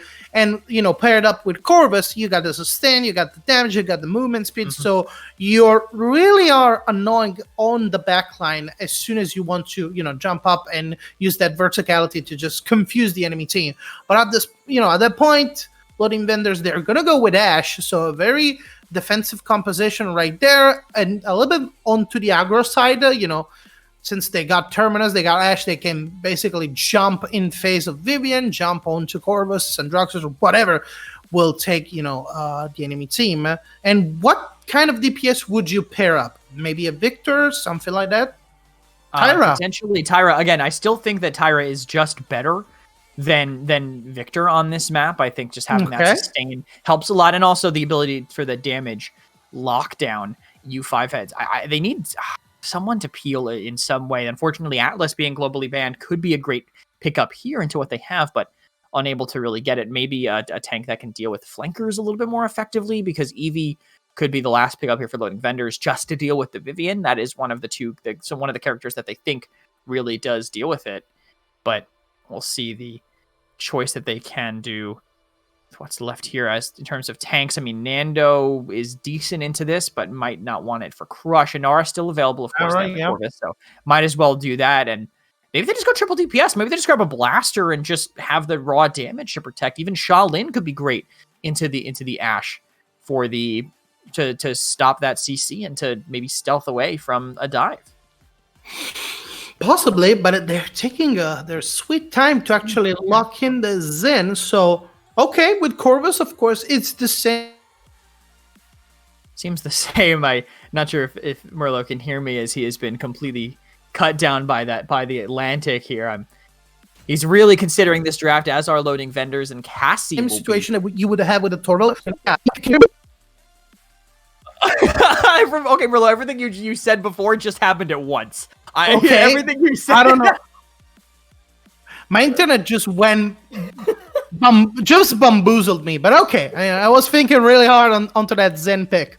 But yeah, makes sense. Am I okay? I should be okay. You're fine. You're fine now. There was just literally everything happened at once. Cassie, Merlo, how are you feeling about that last pick? I personally wanted a flanker of some kind. I don't know if I love this double DPS they ended up with. I mean, okay, if you want to fight 1v1 against Androxus and you want to have a general sense of where the enemy team is actually funneling in each of the two lanes. But yeah, definitely. I think at this point, they just want to go for raw DPS and raw strength and trying to bounce back the Xin, as soon as he gets closer, trying to, block him as soon as possible. But this and many more questions will be answered inside the game, because we're ready to roll for the second game onto this matchup between loading vendors and five heads. But yeah, I'm just incredibly confused by the last Cassie pick, but it's okay. Like at this point, she took impulse. So yeah, that I think that's the way they're actually trying to go about it. They want to bump back the Xin as soon as he gets close, or Androxus, and do that extra damage. Yeah, I think maybe just the Cassie for the counter flank, a lot of it in general. Just dealing with that Andro, dealing with that Xin between their defensive cooldowns can help decently well here. This Vivian will, I think, buy a lot of space here. We'll see maybe the direction they can take with their draft. But I don't know if I love how, I don't think they can really follow up with the Ashe that effectively. I think the Tyra won't be fast enough. Tyra's more of like a counter dive champion, and this Cassie can walk in, but might not be as fast as an Ashe. Shoulder bashing across the entire map as both these teams meet, kind of split across the mid, and it seems like this Andrew is just getting bullied on the side. Yeah, that's exactly what we were expecting, and right now Terminus actually getting bullied from Zen onto the other side. Going in, Zen trying to find as much DPS as possible, but he still doesn't have enough range for a kill. Actually, Yoinko getting caught up finally by Zarini. Zarini hella aggressive right now, trying to go onto the side lane and pick Inara thanks to Muru.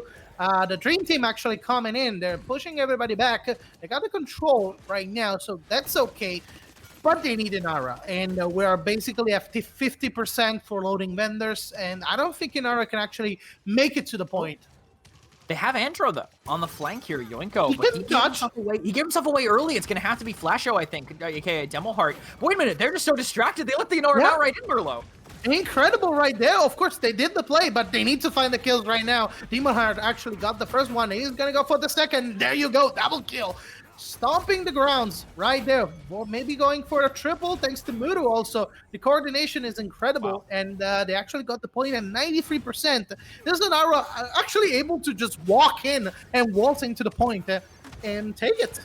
Yeah, they just take it away basically right down the middle, and now G-Bunny going to have to find a way to get in. I think it basically has to be him, but that's why he's getting focused so hard by this Xin, who backs up EU5 heads. They managed to get their point, and tons of healing from this Corvus keep EU5 heads alive even after that aggressive zone. And right now, his Yonko favorite dream, because he has the full map at his disposal to just find a single kill and you just roll with it. And there you go. He actually finds two. The first one getting helped by Vixar. He's going to go for the third one, and everybody's just launching themselves onto the point, dying over and over and over. And that's okay if you want to get a couple of extra seconds, but Andrux is, getting a hell lot of credits right now. Taking control, and now they're all backed up and pressured in the spawn. So I don't know if they will be able to actually go in and take the payload once again. We'll see. It's already halfway there as Yoinko looks to hold this ult and actually gets a reset. Nope, gets siphon blocked by Zarini, but the rest of them have to disengage as that time and space hits nothing. Yep. Unfortunate right there. Remember, we still have the Accursed Arm coming in. Zarini actually taking another kill right there. Zarini super aggressive for being a Terminus. He doesn't care. He just goes in, tries to find a kill, and he actually gets it. Zarini's one of the few Terminuses with Termini with my seal of approval from having played the champion quite a bit. As EU5 heads now maybe look to find a hole in the defenses with Zarini maybe a little bit aggressive. Accursed Arm, though, not spent, and the rest of EU5 heads just take the different side of the map, and here the ult comes. There you go. Hits the spending time, but he doesn't get anything. A little bit of pressure maybe, but I don't know. It wasn't super successful. The follow-up, though, coming from Zim, actually pretty successful at that. Coming in, even after this Androxus just finds a single one, even though Cassie and Tyra were super low at that point, but the pressure is there. The payload keeps moving. Terminus is not going to be able to actually get and respawn because he needs that ultimate. He needs that resource to actually fight for the next point. And yeah, they're just going to let the payload slide at this point. Maybe they have Ashe still contesting, but yeah, G-Bunny's not using this or dominance. He gets knocked off for sure. EU5 heads get this converted with actually the only ult being spent in that final fight, it looks like, other than that Accursed Arm to start things off, was actually loading vendors. They maybe were thinking to throw something out to see what stuck against the wall. The crossfire not really being effective. King Nick ended up going down. Still no kills to his name just yet. And I think that just has to do with the way that their draft is meant to play. That is not an aggressive character on the Tyra. She wants to deal with when they get pushed in, but EU5 heads are kind of kiting away and slowing them down as they go in, right? As Ashe tries to make space, suddenly she's getting guillotined. She's getting kited by an Androxus. There's just no way to really bust through. And Mutu doing a decent job in these fights, but also not really able to follow up on the aggression from the tanks. That's an incredible matchup, as you said before, because, of course, they can be so aggressive. And also they find the kills. If they are able to capitalize on each and every single kill, they deserve to get that point. They deserve to get more kills. And right now, Curve is actually contesting with the ultimate, the single-pointed, Xin coming from behind with the Vivian and all the others, and they're all backed up. And that means a lot of damage coming in from Vivian and all the other Tara, completely left alone, no ability, no way to actually defend herself. And she's going to be the next one. Zarini once again takes the kill because it's just Zarini, it's just Terminus on him, and he's gonna get value. But Jenna's actually down, so Zarini does not have any sustain at all. They're still trying to take the point. 5 adds a little bit contested by Terminus and of course Ashe, but it's not gonna be long before they're all gonna die in one way or another. You look at this positioning that they have, though. This Vivian's flanking on the side. They're going to actually get the turn reversal. He doesn't get the siphon up in time, and now Zarini's stuck so low. And Genesis need to find him as soon as possible, but yeah, you don't have that burst heal, so that's bound to happen. Double kill from the Accursed Arm right now. Yonko just blazing through the enemy backline, taking those kills, taking that Terminus, taking another one. onto Zeke. So yeah, the king is just gone. And at The this point, I don't know, man. 3-0 pretty easily.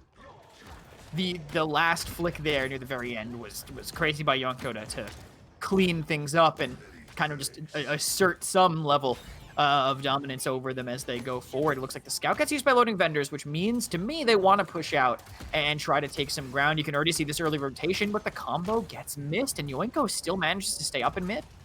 Yeah, and Yonko still manages to actually survive, even though there's a barrage of, ammunition, shots, all coming from him. But yeah, there's another one with Guillotine. Actually, Zin taking another kill onto the enemy front line. There you go. Vixer takes another one, just walking in, but just blazing through. And gonna be a couple more. Everybody's just died. And could be probably a clean 4-0. They need to spend everything they got. Maybe a through time and space could get the job done if he finds Andraxis and Vivian. But he needs to find them as soon as possible. They haven't been super successful, though, from Cuss recently. He needs to have some setup for them, maybe time it with an assert dominance if they charge it. And it does connect, actually, and kill the Corvus, but it's a trade, no supports, and we'll see how the damage dealers do without the heals. And with no supports, Tyra is the next one to go down. But I'm scared about this Terminus because, of course, it's been the entirety of the game, just him by himself, sustain. And Mudu actually getting another one. Mudu being chased a little bit too greedy, to be honest, from 5-heads, but they wanted those kills, and they actually lost the momentum. Yeah, nothing really gained there. They get smashed up against the wall, and EU 5-heads, after using that seismic crash, they don't manage to convert. The trade earlier for them ends up being better on the side of loading vendors on the defense. Having that faster respawn brings Cuss back into the fight when it matters more than anything. But here comes the fight. The damage reduction already used. Possible is so low, though. He might have to hold back, but they could just be waiting for an accursed arm. Yeah, at this point, or they can save it up for the next matchup. I mean, they completely dominated each and every single middle point. So at least I think they're gonna farm ultimates, something like that, because I don't see any visible objective for Yoinka. I don't see anyone easily to be killed from that verticality. I don't know. Right now, it's super confusing. I think they're just farming ultimates and just trying to land shots. They have some good positioning, though, right now. Pasio is actually staying pretty healthy, and they're winning the sustain war. Look at the health on the tanks. They're both so low. Zarini tries to run away, but just ends up going down. And look at this push from the Vivian. Zarini needs to respawn, and he's gonna do that. Of course, right now, Tara actually trying to fight this Vivian, but she has a shield, she has ultimate, she has mobility, she has sustain. You cannot at all, go out toe-to-toe against the Vivian, who's being buffed by Corvus. As 5-head, they're gonna take another W. Yeah, 5-heads managed to roll it in with Zarini, even right next to the cart issue, maybe with the reanimate, but that fight was still going in favor pretty clearly, I would say, for EU 5-heads with that initial pick they had, plus the fantastic positioning from Vixar there on the right with the Vivian, able to sneak past the Siphon there, forcing Bunny back. Maybe some other ultimates we've had a chance to use with G Bunny holding on to that assert dominance, but still unable to make that happen. Unfortunate for loading vendors there, but they still have another chance at life with this being a 1-1 in a best of 3 set. I think I liked the draft at the end of the day that EU 5-heads ended up pulling out. I think having that triple DPS, having that Zin in particular, really helped them kind of turn the tables. Those guillotines made fights so hard for loading vendors to come back from. Absolutely. At that point, many times we saw that Genos, of course, is incredible for sustain, in long, drawn-out fights. But as soon as you're getting burst down, he's not super useful. And so many times Zarini actually, he was trying his hardest to actually get his team onto the point and hold the point, but he was getting burst down easily. And as you mentioned before, we can see it from, the kill death ratio. Demon Heart with 10-2, thanks to Guillotine, and Yoinko, of course, with the Accursed Arm, that verticality and uncontested force. And of course, Vixer following through, even though he didn't have as much kills, the pressure was insane. And everybody, they just work off each other. As soon as you put the DPS, I'm going to do the kill. I'm going to do the cleanup crew and take everything that I have. I mean, it combined like 28 and 9, I think, from the 3 DPSs together. So they managed to win their fights as well as they could. I think it's a little bit of a struggle from the members of loading vendors, especially trying to stay alive with Terminus and Ash combining as a tank line with just a Genos healing them. it's tough, I think, for them to keep it going. G-Bunny especially struggling on this Ashe to make something happen. The damage was okay from him, but not able to really go in too far. And seeing this Vivian being the bottom damage of the 3 is kind of interesting, almost getting caught up on by Pasiwo, but just that consistent DPS from the Vivian and taking as little damage as he did, only 7k more than Cuss on the Genos. Goes to show how Vixar was playing it. He knew he was going to be a target of the dive, so he played super safe and only rotated in when he knew he was going to be able to clean up a lot of kills. Yeah, I think Vixar at that point, you mentioned it, not actually absorbing all that damage. That shield is still something that you need to put your attention to. You need to mind the shield, you need to mind the Vivia just rushing through you. And all that focus, all that heads that were turning actually, was incredible for the team. And they got the win, they got the W. I don't think Tyra, to be honest, was super impactful at that point. We were actually, brainstorming into maybe a different flanker, maybe a different DPS, something like that. But Tyra has, the DPS. She can control the point. She can melt tanks if given the chance. But she was too much pressured, and not having a direct way to actually deal with Androxus was her downfall at the end of the day. Yeah, I would agree. I think the Tyra maybe could have done it if you hit like some long distance nades, I guess, on them while they came in, but just very, very difficult to get that consistently to happen. And once the pressure comes in, it's tough. But Merlo, we're going right back to ice. I mean, after the last set ended up finishing up here, no matter who wins it, it's going to end on Ice Mines. Well, Loading Vendors wanted to pick it. My favorite. Oh, yeah. I mean, you were in chat very ecstatic to watch Ice Mines, and I'm just happy we're able to give you some more. And we're going to see Terminus banned, I think, almost certainly. Maybe Willow could follow up, because Loading Vendors kind of struggled into the Willow of Casper in the semifinals. Absolutely. And we saw actually Willow banned last game, so I wouldn't mind if they, would ban her again. But the important thing right here is that we still are in EU, but Khan actually works very well in Ice Mines, so I wouldn't mind seeing a Khan for last point standing, just taking an enemy tank, just throwing me out of space and actually get the last point on the last matchup on the last round.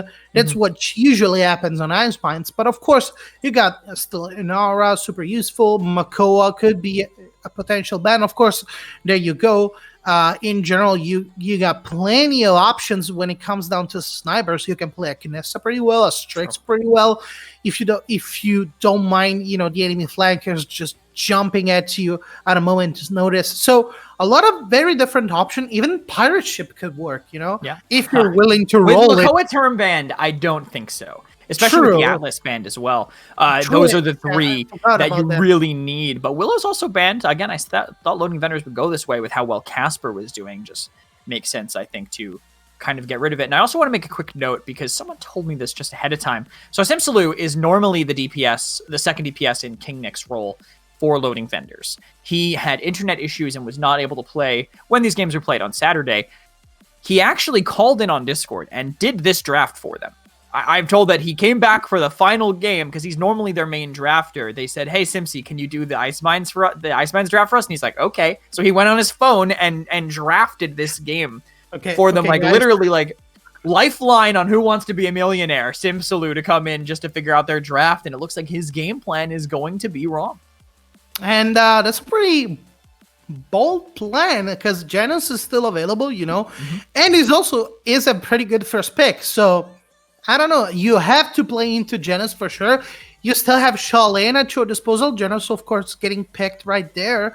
I mean, at this point, if you take Rom, you're kind of forcing them to take Janus so you can pick something else.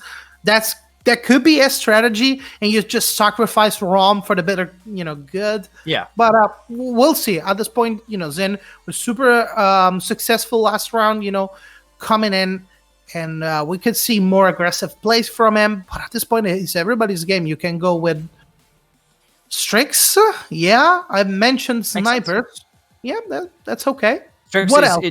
I think it's going to be Strix, and maybe they go for a support here potentially if they want to get rid of that double. Grover could be a decent option. I think it's solid into them, but they're going to get Tiger now, so they're focusing on their DPS because these DPS are still going to be fine. Neither Strix and Tiger are not going to struggle. My issue right now is going to be, how are they following up with the ROM necessarily? It's going to have to be Tiger maybe diving in with a Blade Dance to actually get the follow-up, but they have a lot of long-range burst damage. They have a respectable amount of CC, and they might have to end up going like a triple DPS to follow up. Thing is, though, this Xin is not going to have as easy of a time into that ROM. The Guillotine not going to get that guaranteed execute every single time, so you 5-heads won't get quite as much value as they were getting on the last map. Absolutely. At this point, they also got Fernando as the main tank, so Strix won't be as successful as usual, of course, because you just have a super big shield in front of you blocking all your shots, and you also, on Ice Mines onto the middle point, can basically jump to the side. You can go inside the building, you can go and use that obstacle, and on last point, Fernando is incredibly annoying thanks to the box, so you can basically hide behind those boxes and just pair in and out until the very end. And with Ashe, that's a very tanky, bulky composition. Khan getting picked. I love this pick, especially into Fernando, block him in each and every time. You also have a win condition for last matchup, last round. Grover, as you said before, incredible healer in this composition by himself. So pretty good for loading vendors. The only question that I have for you is, are they going to be able to actually take kills? Because Tiberius is not a flanker, so usually what you want to do is you have a flanker, does a bunch of damage, and then the cleanup crew comes with Strix, and he just takes the last shot. But at this point, what's the strategy right here? I think they're just going to have the rundown from the ROM, maybe just to make space in those windows. We could head into the game just to get maybe an idea of the talents that we're going to be seeing on these teams. I don't expect to see anything too surprising. Pretty much standard across the board. I am a little surprised to see the Explosive Blade instead of Predatory. I know that some players think that it is kind of just better all the time. I think that if you're going to run Predatory Instincts on a map, it's going to be this one. I think it actually is better most of the time, especially into a Fernando. You can have that double reset blade on his shield, get pretty much guaranteed sets back up there. But the Explosive Blade, in case they get dove, can help. Maybe it'll help them win against that Xin. But this aggressive dive from Ashe and Xin, we'll see how far in they can get into the defensive line of the Khan and the double backline. Yeah, let's witness what's going to happen in this last matchup. Right now, the tension is high. Actually, the first kill going off to Muru, getting killed off pretty easily. And they're going to get pressured. 5-heads, even though they got control, they still need a couple of more kills to make it successful. Ram onto the front line, taking everything by himself. Khan actually using the stun to bring back Ashe. She's not dying yet. Zarini actually took down another kill, and everybody's just playing a slow, tanky game. No burst damage, just sustained damage over and over and over. And you 5-heads just end up stealing it. Honestly, there's no way that they can get in. They actually get the guillotine onto Zarini, which makes things difficult. But with these kills getting traded, loading vendor should stabilize. I just don't know if I really liked the positioning of the Strix playing in the main. But I guess it makes sense against the aggression that 5-heads have. You have to have your backline playing pretty safe. At that point, yeah, and also they basically funneled the entirety of their team in a single spot. So as soon as Ashe came back, of course, she was super in danger. But at this point, yeah, the gameplay is super slow. They just need to do reliable damage over and over and over. And this is going to be a long game. I could see as soon as maybe a guillotine gets popped off for an insta-kill, everybody, they're going to go left and right, just trading blows and make a couple of kills. So at this point, who gets the middle point or who gets the initial payload, they're going to have so much advantage because you're just going to push. You're just going to push, and as they do right now, they're trying to find the aggression on Khan. Maybe the other one, actually, we see they pop the Whirlwind, trying to sustain all that DPS, all that aggression, but the payload is still moving. And they actually, look at this counter, the Khan, because manhandling the Ashe basically as Vixar falls in response, but they have a great flank here from this Xin coming behind, but it's not enough to end up flipping the fight around. So loading vendors will have more time to charge their ultimates and get this little bit of pressure going as Zarini gets very aggressive into them. But this is going to be such a hard part of the map for EU 5-heads. The constant spam from the Tiberius. They have the Strix playing all the way back here with that long distance damage. They have some shields to go in the way, but they're just going to have too much damage, I think, to break through it, as this Genos might get picked off. What do you think about King Nick right now? We still have one single round under our belt, but in general, I see the DPS is there. Mudo actually a great follow-up coming from him, using that ultimate to just keep the enemies at bay. But at 20 seconds, I don't know, man. He just popped off to, get that pressure on. But he could have saved it for the, the next round. They actually had full-on control. I don't know about that. I'm very confused, to be honest, by this game.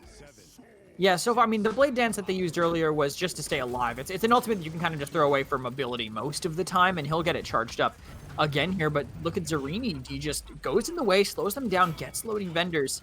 Their defense here is still a respectable amount of ultimates, I think, up on both sides, but not having the assert dominance right away is going to hurt. I think Possible won't be able to rush down those back lines, which they have two of on the side of loading vendors, but they also, even with the assert dominance up, they have the counter in the Khan. Khan can grab him as soon as he lands with the having only resilience 1. They, of course, have the overpower to completely pull him away. So loading vendors can just play the damage game. The issue is going to be, I think they might need some Wrecker, honestly, maybe on Tiger, maybe on the Strix, because that will make the Nando's job significantly tougher. Put pressure on him, maybe force him to Immortal, and then the aggressive play from EU5 gets significantly harder without that fallback utility. We didn't see Fernando actually popping off that shield often, but in general, it's there. It's a resource. He was super aggressive right now and made, Ashe the main tank from time to time. But yeah, we're just going to see him witness what's going to happen right now, because the pressure is kind of the same, but the positioning from Strix is different. He has a full-on way shot right there. The funnel is going to take him a full advantage, but he gets shot down by Vivian soon after. Through time and space coming in as a supporting tool for the enemy team. Right now, Zarini tries to take another kill. He's just going to go at it as soon as possible. But of course, the five guys, they're taking the point. Yeah, the 5 heads, they make it work there. I think G-Bunny actually missed the overpower, which really hurts them. They needed that to happen, to connect this as they just keep up this spam. But those bounces, without Predatory, they're not going to reach that Vivian, and now they have to wait for Zarini to run through. But all they need is a Genos or a Guillotine like that in the way, but they trade the life, and Mutu might be able to make up for it. Ooh, there you go. Right now, Mutu actually touched the point. A little bit of overtime for them, but they need to find a kill, and Tiberius gets shut down soon after by Vivian. Vivian completely unscathed. Of course, the trade is going to come in quick. Ashe actually getting a little bit of a shield right there. Getting healed by Genos is not going to be enough, and loading vendors, they actually took control of the point at the last possible second. Genos is going to be the next one to go down. They still got the ultimate, the combo coming in. They're going to find another kill pretty much after that. No, they don't follow up. Okay. I think they don't want to risk it, but they're playing by point. They're playing off the True. roots. It's safe. I think it's safe to just hold back here and maybe stop them from coming in, but they can't stop both of them from making it in. Now they're really relying on this overpower. Zindo is blocked, and that's going to be the next kill from Grover. Grover needs to find a better spot to actually hide. The Tiberius is going to go off against the Genos. They actually took a must kill right there. They need to find Vivian, though, and Fernando. All those shields in the way. Ram actually trying to bump them off as soon as possible. But it's just going to be him. There's not much DPS coming from anybody. And the point is going to go to 5 heads right now. Yeah. After a Ridiculous. very steep defense, of course. Yeah, the pairing of the Rom and the Vivian near the Nando, and the Vivian near the end shows what a Vivian can do when pocketed. She doesn't need that sustain as long as she's being enabled by some other people. Just put that Nando in the way, and Rom literally can do nothing in response. But now nothing can be done in the face of this Strix, who is playing this distance well. Yeah, absolutely. And as you said, of course, a couple of minutes ago, that shows how the Wrecker is super useful in those situations. You have to burn through Fernando's shield, and then Vivian's shield, and then the sustain. That's quite a lot of options that you need to go through before taking Vivian's life. And I don't think Vivian died that much this entire match. Correct me if I'm wrong, but I think she still didn't die maybe one time, something like that. Yeah, and look at this. When they try to actually pressure her, that's what happens. People turn around, they peel. They're all willing to fight, and then can't make anything else happen as Mutu spends that Blade Dance just to disengage, but these shields are keeping them alive, and this is gonna grow to be a problem, I think, for loading vendors. Wrecker and fast, that's the only counter you can actually take to block them a little bit and, you know, keep them off their sustain and maybe timing and damage.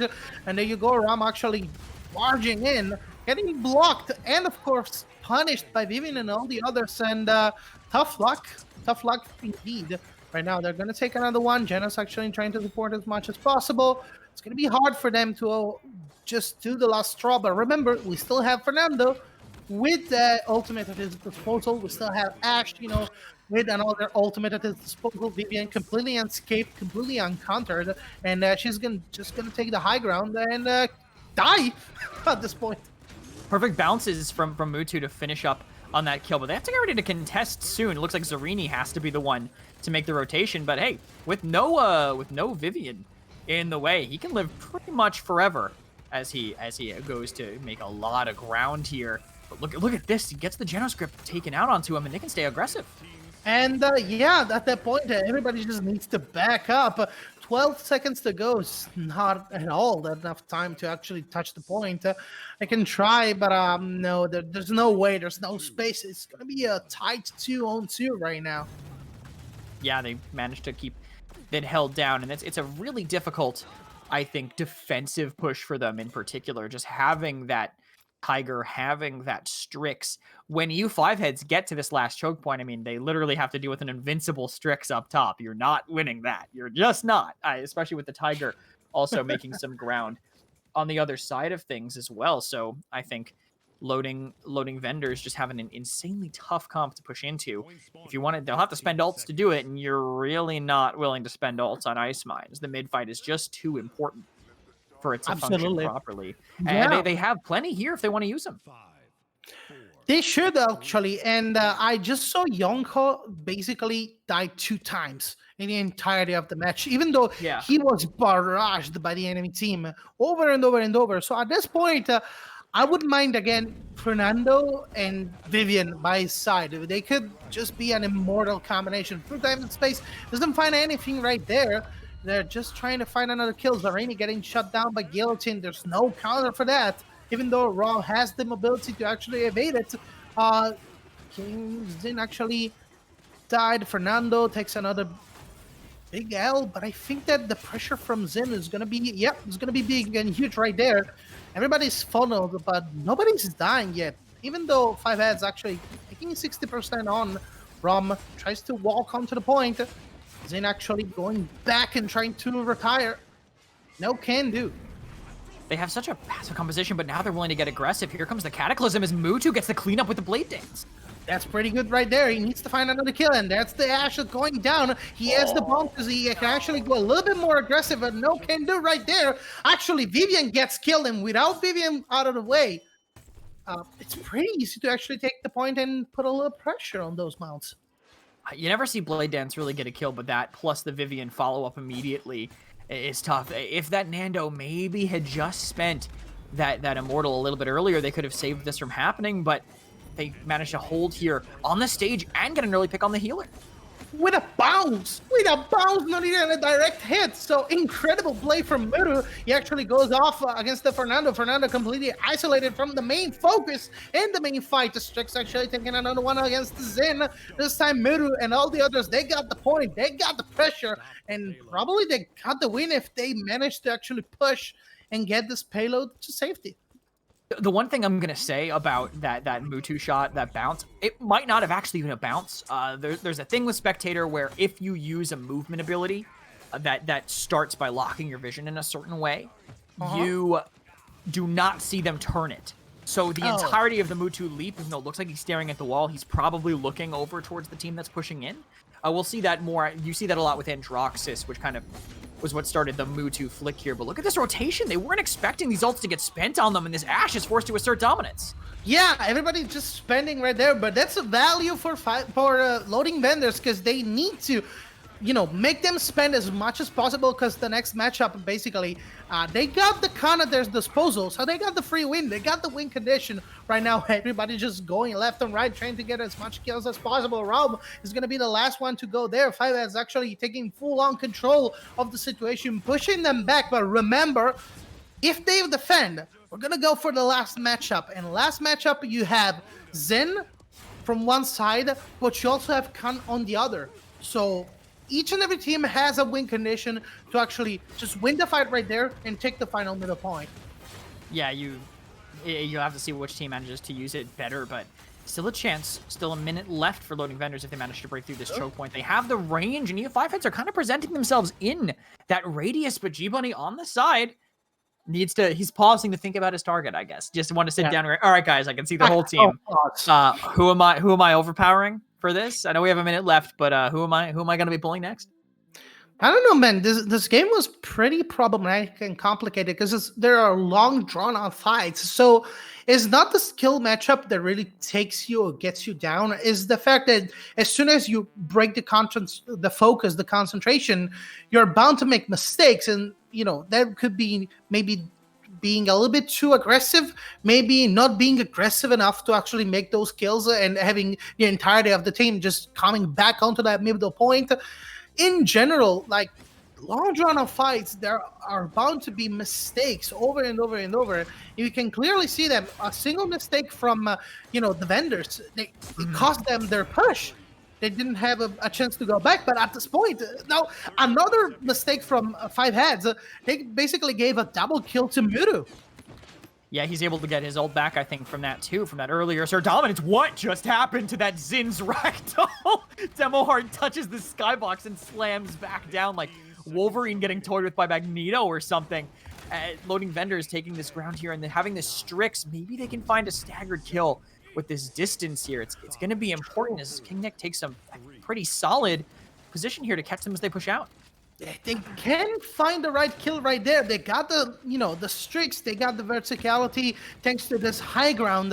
They just need to find the right shot, the right flick to actually get a single kill, and then they can push. The payload, though, is still moving. Nobody's actually contesting. Khan and all the others, they're using the high ground. Muda taking another kill. He has full-on space and control right there, completely uncontested. He went to Genos. There you go. If he actually kills the Genos, it's going to be a free win right there. They got no sustain. It's going to be a critical point right there.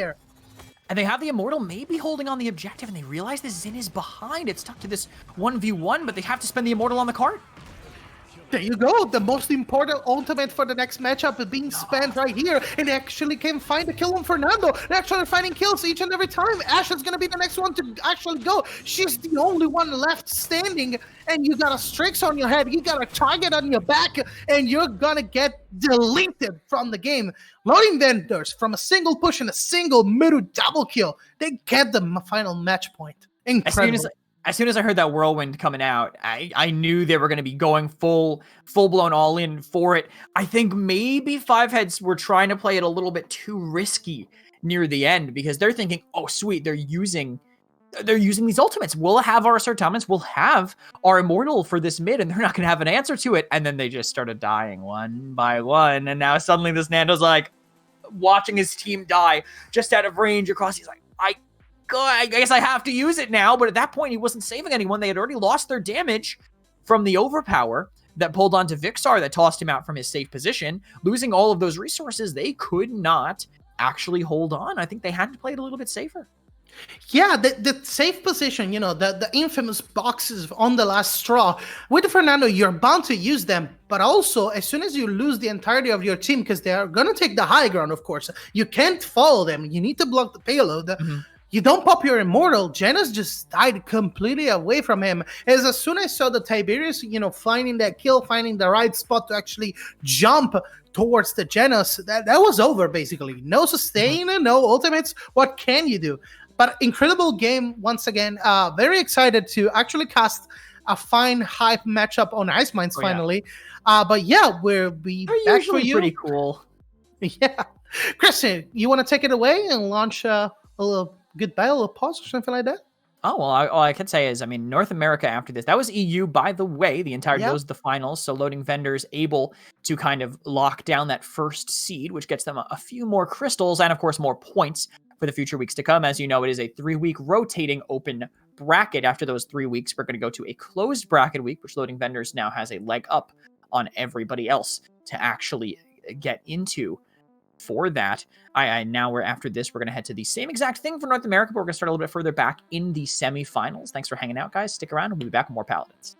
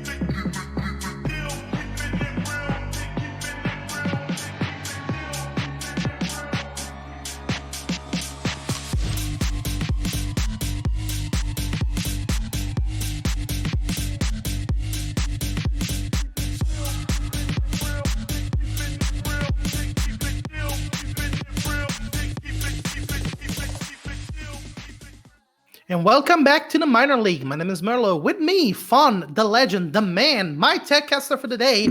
And I just cut off for some reason. Okay. Don't know why, but we're still back. Glad to have you here, Fun. Yeah, glad to be here, man. I mean, I always love the North American bracket. I've got a, I know the North American people very, very well. I mean, I've been commenting this game for quite some time. It actually passed over I think it's already passed my year anniversary that I've been doing this. Maybe it's been over a year and a half now. I think I've actually been commentating Paladin, so I'm very well aware of the people that are in North America as well as EU. But I always got to have some fun with the North American. You got a sweet spot for NA, Always, of course. yeah, always. We're actually going to witness Squid Squad from last week, so I think we're ready to just, in general, talk about this team and see what they're actually going to pick. We're ready for picks and bans and just analyze actually what's going to happen between them and MG2. Well, MG2 is sort of a newer face here. I don't recognize any of the names on the side of MG2. It seems like they're newer players to the scene, at least from what I know personally. They could be they could be some rank grinders, it could be some monsters. You have Ishitaru, Ana Hickman, San, Tote, Gilgamesh, Prati, and Insane on the side of MG2. And as for Squid Squad, you know them if you're around the community on Paladins, if you're watching the streams, Apache, Ding, Wizdu, Thing, Longshot, Turkle Time, and Fancy Rins. You know all those guys from the streamer community. You know them based off of using their weekends to make sure they actually show up and have extra sort of content available for anybody that might want to watch Paladins. So we know Squid Squad. We saw them last week. We're seeing them here again in the semifinals. So it won't be a bronze match this time. I'm excited to see what they bring out on their side of the fence. Absolutely. And actually, I had the pleasure of commentating last week and seeing them in action. So from what I can gather, pretty much jack of all trades squad. They got, since they're all streamers and personalities, they pretty much play every single role. And at this point, you can have whatever you want inside your composition. Torvald, the Shaolin, pretty standard bands, even though we're in NA. Ruckus not going to be one of them, and probably not getting picked too at this point, since it's not really a regional preference for NA. It's more of a EU flavored pick. But Khan, pretty permanent and pretty useful in NA in general. Yeah. And on Frog Island, at this point, you can basically play whatever you want. So very similar to Stonekeep, you can go with snipers. So Canessa, Strix are pretty good picks. For that matter, you can go vertical, use Androxus. Androxus actually wouldn't surprise me if he, getting picked as a first pick by himself. So Strix actually, as I said before, getting banned. Pretty important pick. What can you expect from Squid Squad at this point? I mean, tank, main flanker, maybe a healer, maybe a Genos. What do you want? Well, one thing I know 100% is that, considering the fact that Atlas is no longer in the competitive region, Apache is hurting right now. That is his man's 100 grand. He loves that character on Atlas. Seeing the Canessa be locked in, if anything, makes a ton of sense. I mean, you ban off the Strix just because you don't want to deal with one of the snipers, which is weird to me that they don't choose to actually ban the Canessa. We've seen a lot of teams prioritize that Canessa pick over Strix because of the damage that she has with steady aim. Headhunter is such a powerful ultimate, pretty much guaranteed headshot damage as long as you hit it fully charged. It's even worse. But they actually want to go with the Strix this time around. To me, personally, I believe getting rid of the Torvald, getting rid of the Strix, obviously leaves open the Genos, but it also leaves open some of the other mainstay tanks. You could have the Anar at the back of it, or you could have a dive composition like Ron. And with Atlas gone, ROM takes a whole new priority. We saw that, times and times again. Even in the last matchups, ROM was always the first tank to, getting picked with Genos or in combination with something different, like a direct counter, for example, Grover or something like that. So at this point, Squid Squad, they want to go with Corvus. So that opens up, picks like Zen, very heavy and aggressive flankers like Androxus once again. And I think a flanker would be the right call right here, because you have the possibility of using that damage, that verticality, and they go with Eevee, very similar play style, just zapping through left and right, actually going vertical and into the enemy backline, and then you take the kills. You do the cleanup with Kinessa. So Right. pretty standard execution right there. We just need to see which support they actually want to take, and the main tank, if Inara survives at this point, since you already have Rom, so you can go with an Ash, maybe something like that. Squid Squad can actually take Fernando or Inara, so interesting from them. Leon getting picked, actually. It's been a while. They have more of a sort of in-your-face draft, which is what I don't like. I don't like the Leon pick here. I think this is a draft where we go double flank, or a draft where we have these more aggressive picks, not necessarily a backliner, because Rom is pretty much going to get farmed. They're going to go with a more standard draft from what it seems like, though, because they have the Genos for the damage amp, but they have Rom, Leon, Fernando. So Rom is just going to be the lone wolf here. He's going to be moving to the back line. He's going to be trying to put on that pressure. If anything, if there was a character I would imagine would get picked on the side of MG2, the Androxus is not on that list. I actually think it might be the Maeve last. You have the Makoa open on the side of Squid Squad, though. That's plenty of frontline potential for them. That's very strong to be able to stop that Rom. He's really the only way they actually stop Rom, and that's why they lock in that con too. They didn't have anything previous to that sort of stops Rom. Of course, you have Ice Storm with Eevee, and you have Kinessa just pumping in raw damage, but that's not going to stop his run. That's not going to stop the DR. So I do enjoy seeing the Makoa and the Khan here. They want to shut down that Rom since he's going to be the only one that's there, but it's the Cassie. They're going double backline. I'm not sure how I feel about this draft on the side of MG2. I feel like Squid Squad have everything that they need for him. They have the Kinessa to sort of free fire here. Leon, sure, when she has presence, she's going to pump a lot of damage into Kinessa whenever she's peeking those longer angles, but Kinessa has that more consistent damage. Her damage doesn't go on cooldown. That's what you have to keep in mind. Absolutely. Let's jump into the game and find out. At this point, I would say that I like the Kinessa composition, but I agree with you. The problem with, of course, having Eevee into your backline is you're turning heads. And as soon as you turn your head, you are bound to get that Kinessa sniper from across the map. So, yeah, I don't know. Pretty consistent, the Squid Squad, the strategy right there. And with Makoa, that's an incredible tier 1 pick right now. So they have all the bases covered. But do you see any difference, in maybe those talents, maybe that configuration?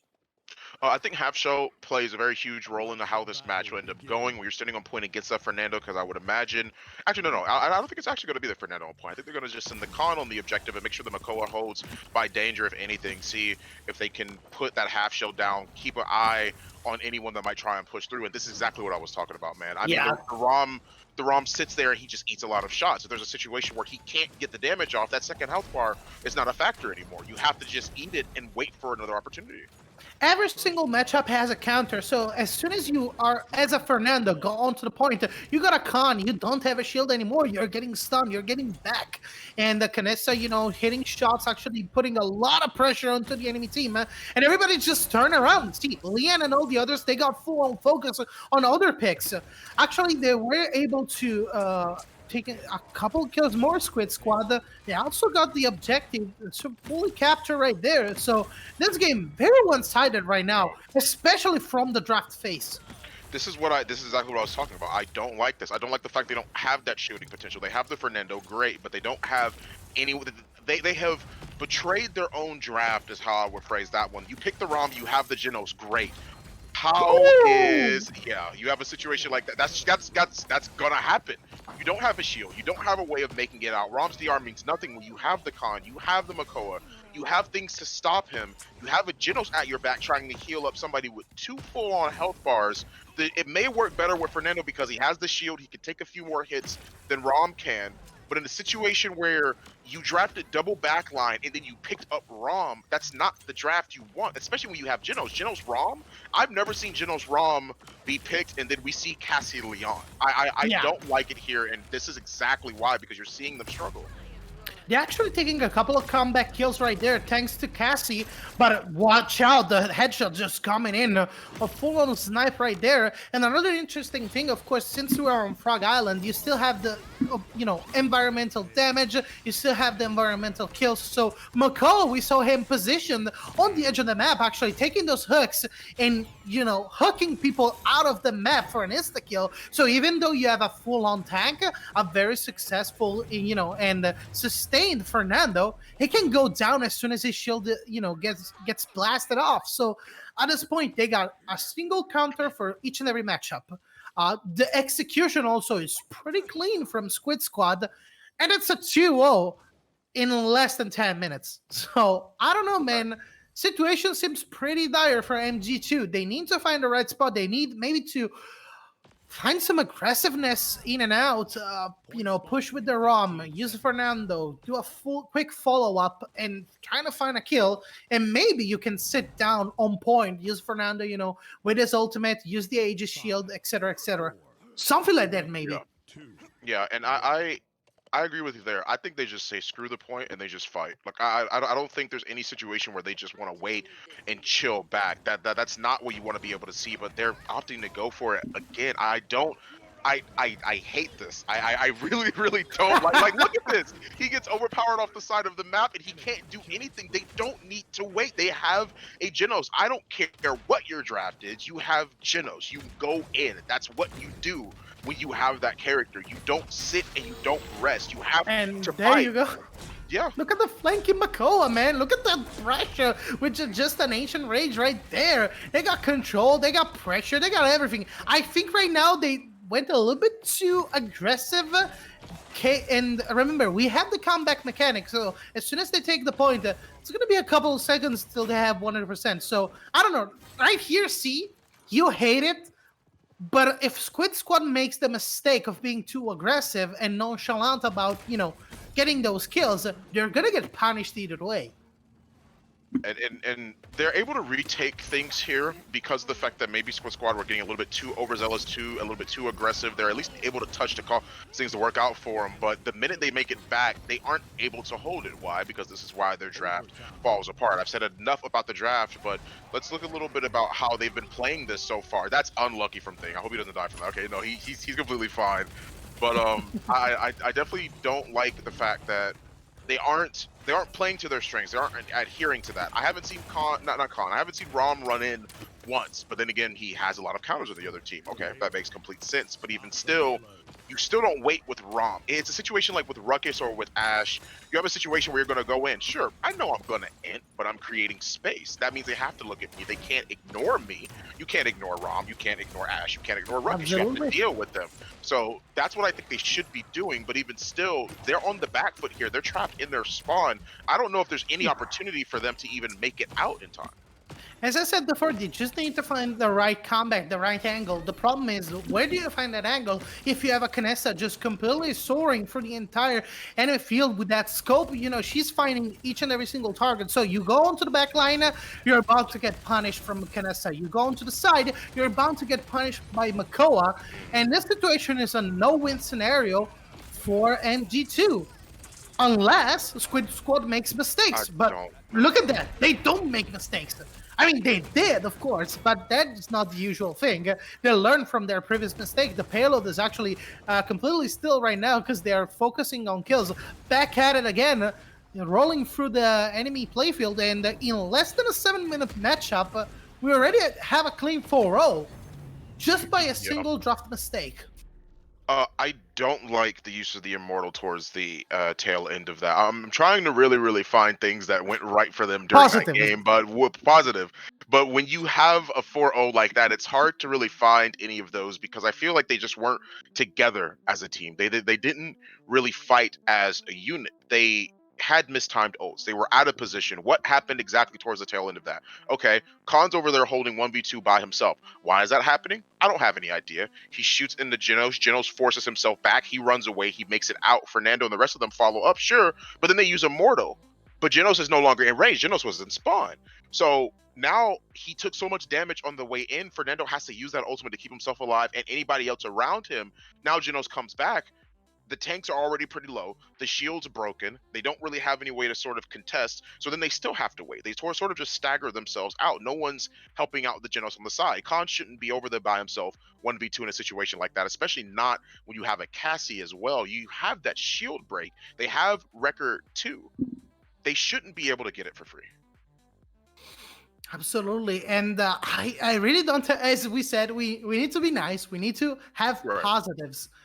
But how can you do that if, of course, look at the situation, look at the damage taken, look at the Cassie and her kill death ratio. She was completely useless in most situations. The only one who actually did a lot of, damage, did a lot of pressure was actually that Leanne that you so much despise. But at the end of the day, that doesn't matter because the difference in damage is abysmal. Like you have maybe 41k coming in from Leanne, but 54 incredibly coming from Fing, and that Levy coming in. So even, of course, the Canessa doesn't have that much damage overall, but despite those headshots, always turned out into complete kills. So map pressure. At that point, the problem, if it's consistent with the draft, you just need to swap it out and maybe play on a more comfortable map. Frog Island also is super, strange to play because you have such an open field. You have so many opportunities to actually use that verticality and find that kill, find that pressure. They just dropped Rom. They said, okay, we got Rom. He's the best tank. We don't have many tank options, so let's go with Rom. But they didn't draft around Rom. They didn't have flankers. They didn't have that aggressiveness that was so useful. But we're ready for the bans in pick 2, and let's see if they fix some of the mistakes that they actually did. What can you expect from Jaguar Falls and MG2 at this point? Well, you don't have to worry about the snipers as much, but this is definitely a get rid of Torvald, get rid of Makoa kind of game. I mean, this is just... It's flashback to 2019 PPL where we were seeing Makoa, Torvald banned every single game, and now it's sort of a return to fashion here, return to form. We've come full circle. We're now back almost towards the end of this year, if anything, and now we're seeing Torvald, Makoa banned out once again as the year starts to close out before the World Championship. So I think that you get rid of the Torvald, you get rid of the Makoa here. If Squid Squad don't get rid of the Makoa, which I feel like they would because MG2 have first pick. I don't know if they like to play that character, but I wouldn't leave it open or leave it to chance unless you feel confident enough to be able to fight against it. But it seems like so far they want to start things off with a Shaolin ban. Makes sense. Strong backliner, consistent damage, and can definitely shred tanks and cripple if they want to run that ROM. We actually saw last week a single team who first picked Makoa, and then he got completely destroyed because, of course, you had so much pressure onto him. They went in with Terminus, Ash, that kind of composition, tanky composition where you want to be actually incredibly get hooked by Makoa and then rush him down. At this point, of course, Makoa getting banned, it's okay, but Squid Squad, they got so many options at their disposal. They still have the ROM pick at this point, if MG2, if they go with the Nara, of course, but if they actually ban the ROM, so Nara is going to be the first important pick, because you don't have that many tanks at this point. Makoa is banned, Torvald is banned, ROM is banned, Inara is the must pick. I feel, at least. You have to have the best tank at this point. If MG2 like the Genos, they could lock him in too. But Terminus, yeah, I completely understand locking that in first. And the reason why is because Apache loves to be on that Anar. That they have a lot of they have frontline players on the side of Squid Squad, so they're going to pick the Terminus up instantly. They know they want to play the Anar. They got rid of the ROM. Apache plays that ROM. And the Anar is open. So that's what they want to be able to do. And MG2, props to them, understand that. So they lock in that Terminus first. They want to shut down the Anar on point on the objective. Anywhere it is that Anar goes, Terminus is going to be there to try and contest. So I do like the first pick Terminus here. But of course, that leaves open the Genos and potentially the Corvus if they want to go double pocket. I don't think they would go double pocket. But having the Genos on their side, on the side of Squid Squad, means that they can play aggressive. And these guys definitely know how to play that dive comp. We're gonna see what's gonna happen with the dive composition at this point. We just need to find the right people for it. So it's gonna be a Khan, and that's okay. Khan, I really appreciate him on Jungle Falls because you still have the same potential as Ice Mines at this point.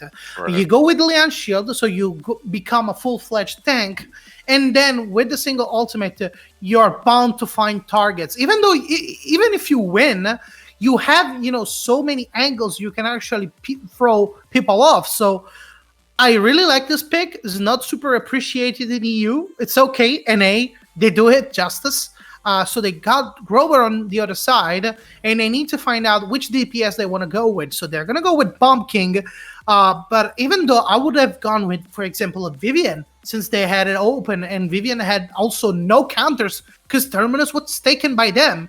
They want to go comfortable, so Bomb King, I can understand. He also has, stun, control, map control, point control, a lot of mobility thanks to the Poppy Bomb, if he needs it, of course, is not the same level of a flanker. On the other squad, on the other hand, Squid Squad, they have Ashe, as you said, aggressive pick, and Cassie. What do you think about the Cassie in this particular scenario? Well, as you asked me that, because I was just thinking about this is how you draft the Cassie into a composition with Genos. Cassie brings a lot of damage to the plate. We all know that. She has impulse, so she has big game to be able to utilize. Most of the time, Cassie is going to be able to end up using impulse.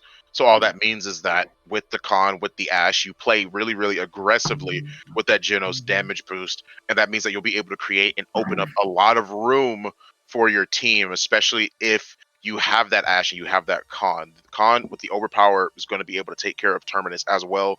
It means that that's one ultimate in the game that will completely negate the resurrection anytime that he wants to use it. But Zen is the last pick here. This is Jack Falls, so I can understand having the triple DPS with Grover. I've seen this happen before, I believe, with triple DPS with a Grover being there.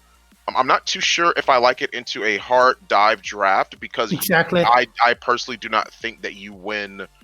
I don't think you win that engagement. I do think that the Bomb King here might be enough for them to stall them out.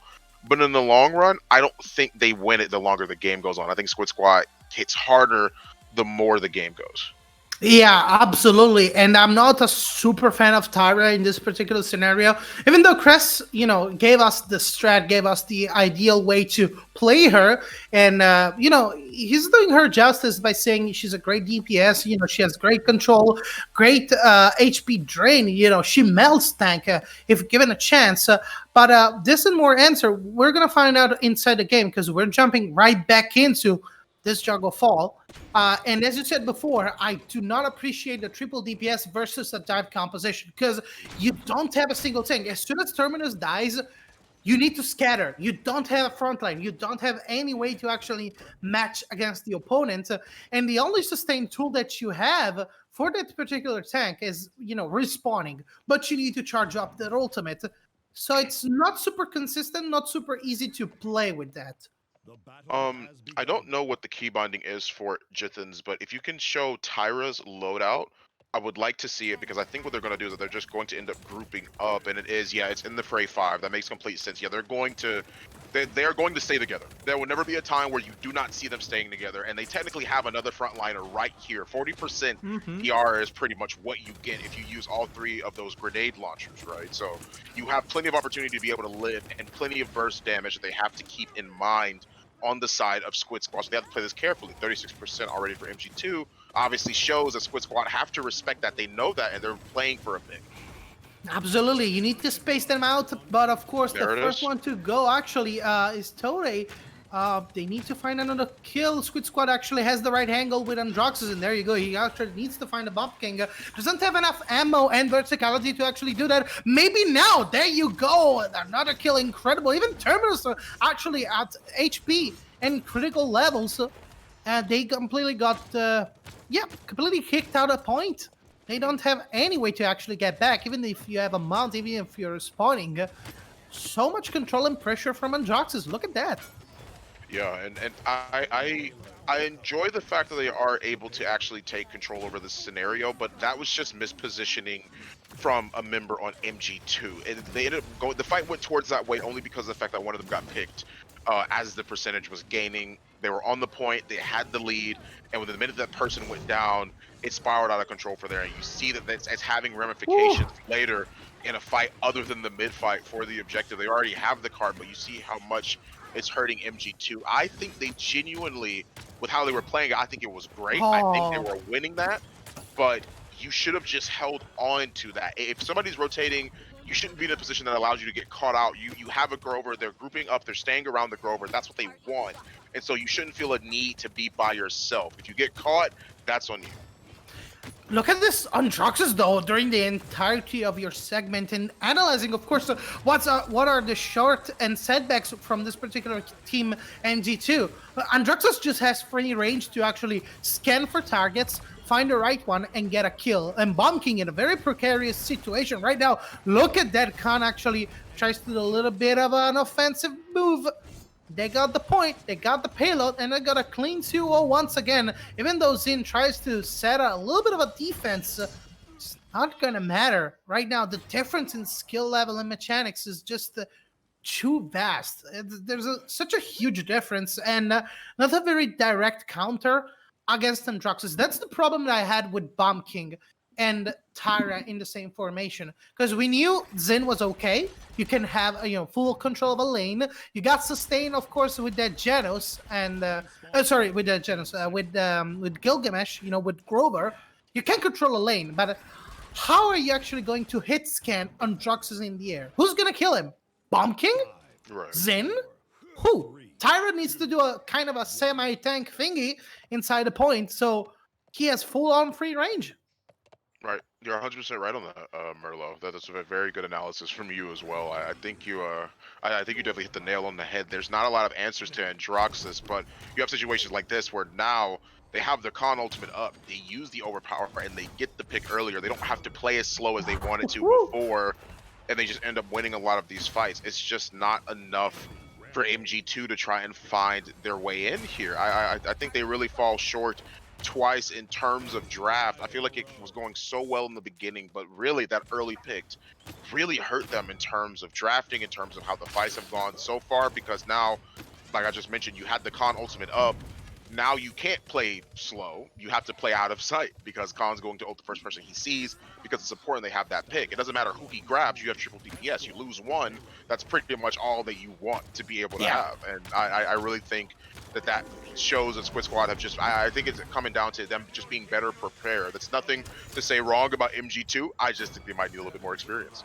Yeah, they just need more, how can I say, deep knowledge for drafting and actually counter engaging, because you can make a triple DPS work. Don't get me wrong, you actually can, but you need to have direct counter or line of sight against Androxus.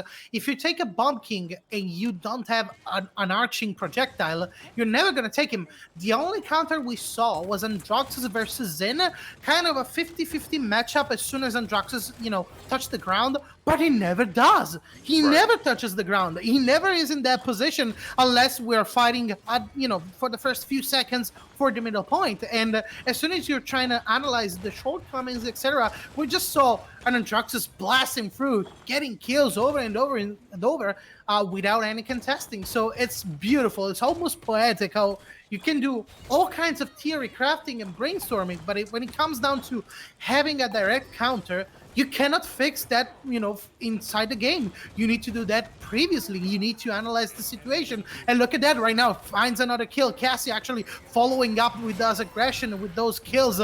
Androxus completely unstoppable. And Cassie actually following through all the way with Khan and all the others.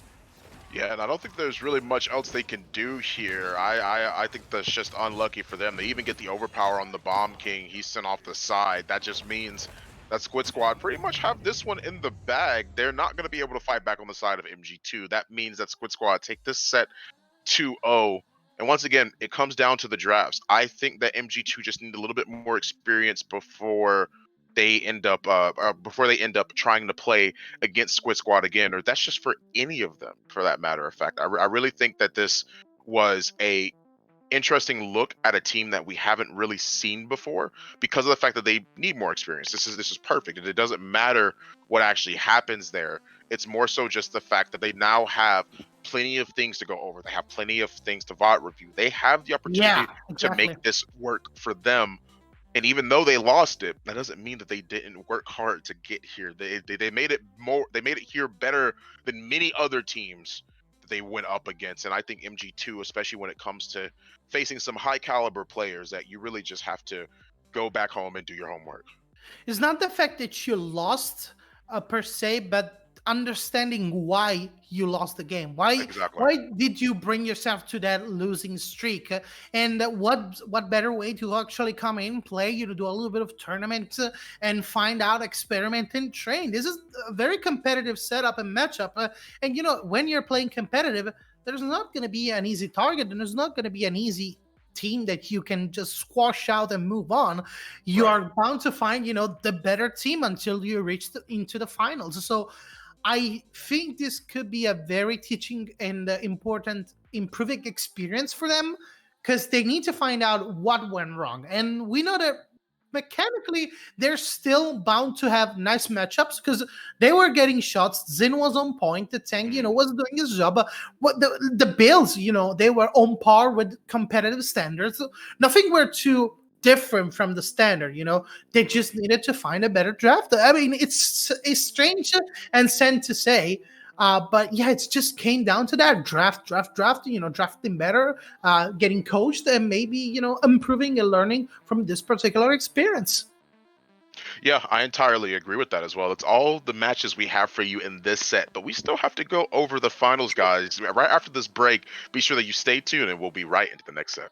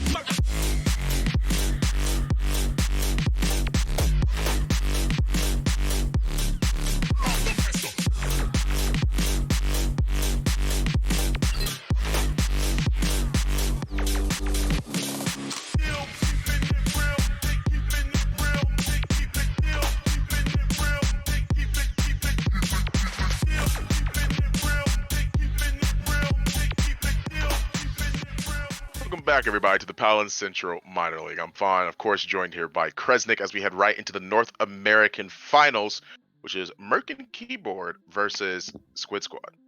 So, for those of you who don't know, which most of you, maybe most of you might not, Merkin Keyboard is the fourth iteration of Team Weimer, aka Team Speaker Lobster, aka Team Michael. They've kind of just taken to changing their name every month. Definitely better than changing it every single week. So definitely can't be too unhappy about that in comparison. But it's still the same roster that you guys are used to. Toeb, Bonscott, Bagel, Merc, and Asdif. And you guys just watched Squid Squad take down MG2. MG2, a team that I recognize some of the players from like casuals that I've played, but I'd never seen them compete. But Squid, they made it to the finals in the last closed bracket finals. They looked definitely on another level from them here, and they're going to have to continue to play, I think, on that other level if they want to take down Merkin Keyboard, the team that has been pretty much the best team, almost undoubtedly, in the North American amateur scene for the last couple of months.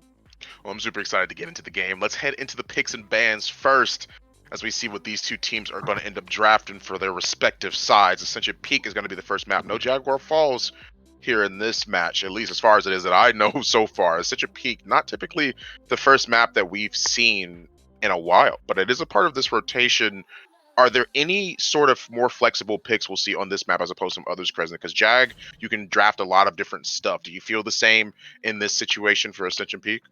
I think you can kind of get away with a lot on this map. I think it's more of a wide map, kind of like Frozen Guard, which actually would be in the pool had there not been about 30 different walls that you can mount right through on the map. So Ascension Peak will kind of take that role here.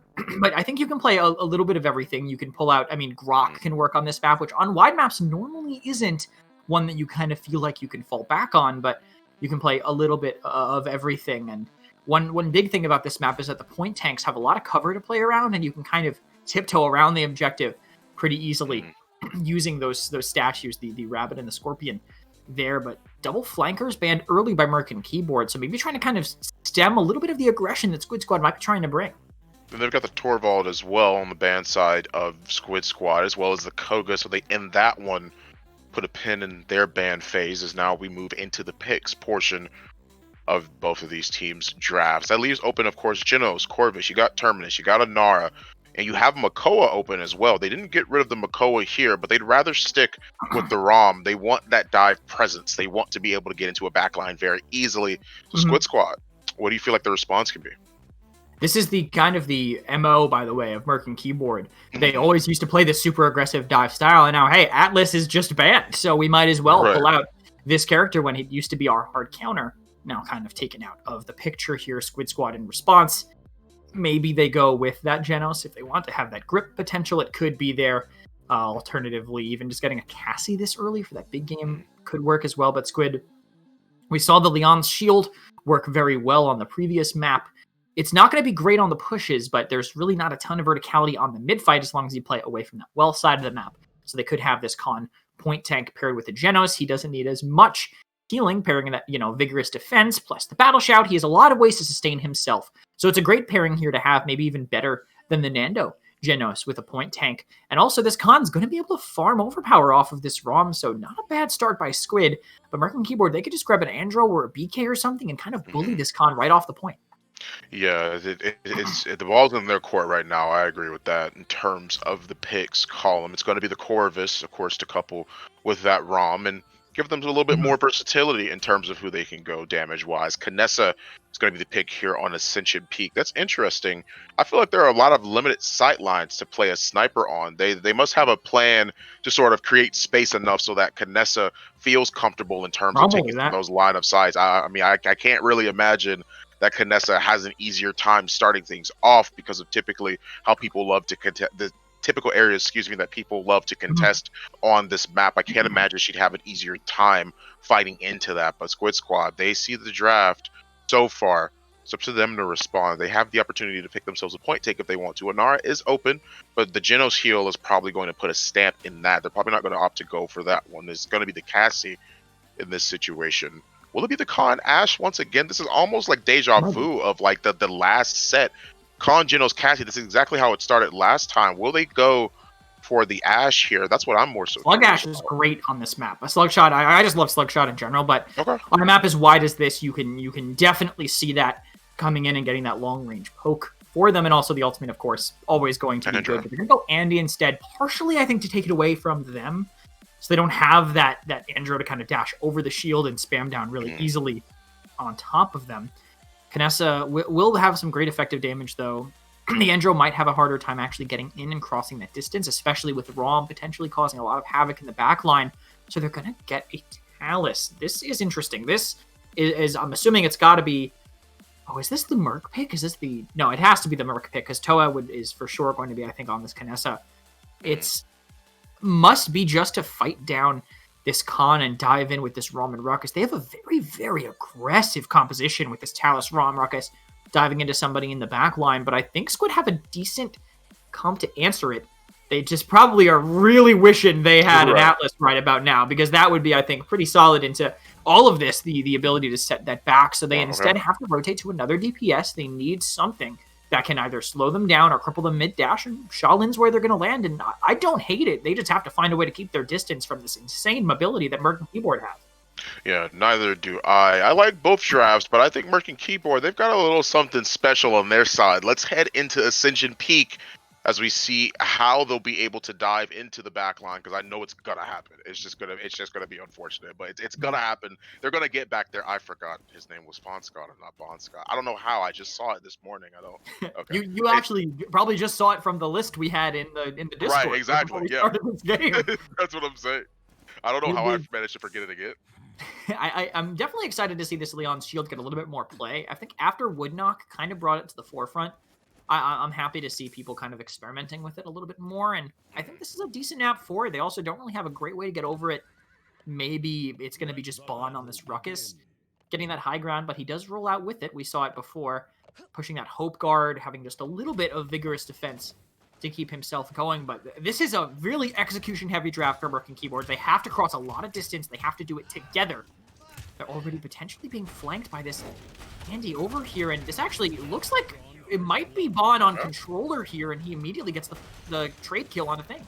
Well, it seems like they've already pushed them back. Merc and Keyboard have started pretty strongly in taking this first mid here. The last person remaining is the Khan, but that's obviously not going to be the case much longer. They've not garnered 30% for themselves on the side of Squid Squad, but Merc, they were just better prepared for how that fight began. They will see to it that they keep them from getting back. However, if Merc goes down, that might make it a little bit harder, if anything. Tusk got both of the transposer mines. Toa is waiting, looking for an opportunity. Finds one shot, and he's looking for the next one. They know Apache is down there, but 2-on-1 seems to be the situation here as Fonscott manages to try and see if he can fight back. He does manage to get this kill as Bond trades things out 1-for-1.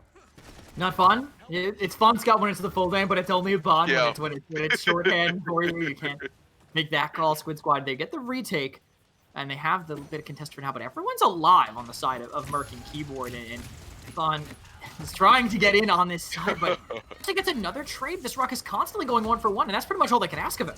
Yeah, and I think that's the best situation that you could have, especially considering the fact that they have so many hard... They have so many hard counters almost to Merc and Keyboard's team. They have a lot of damage. You can't sleep on it.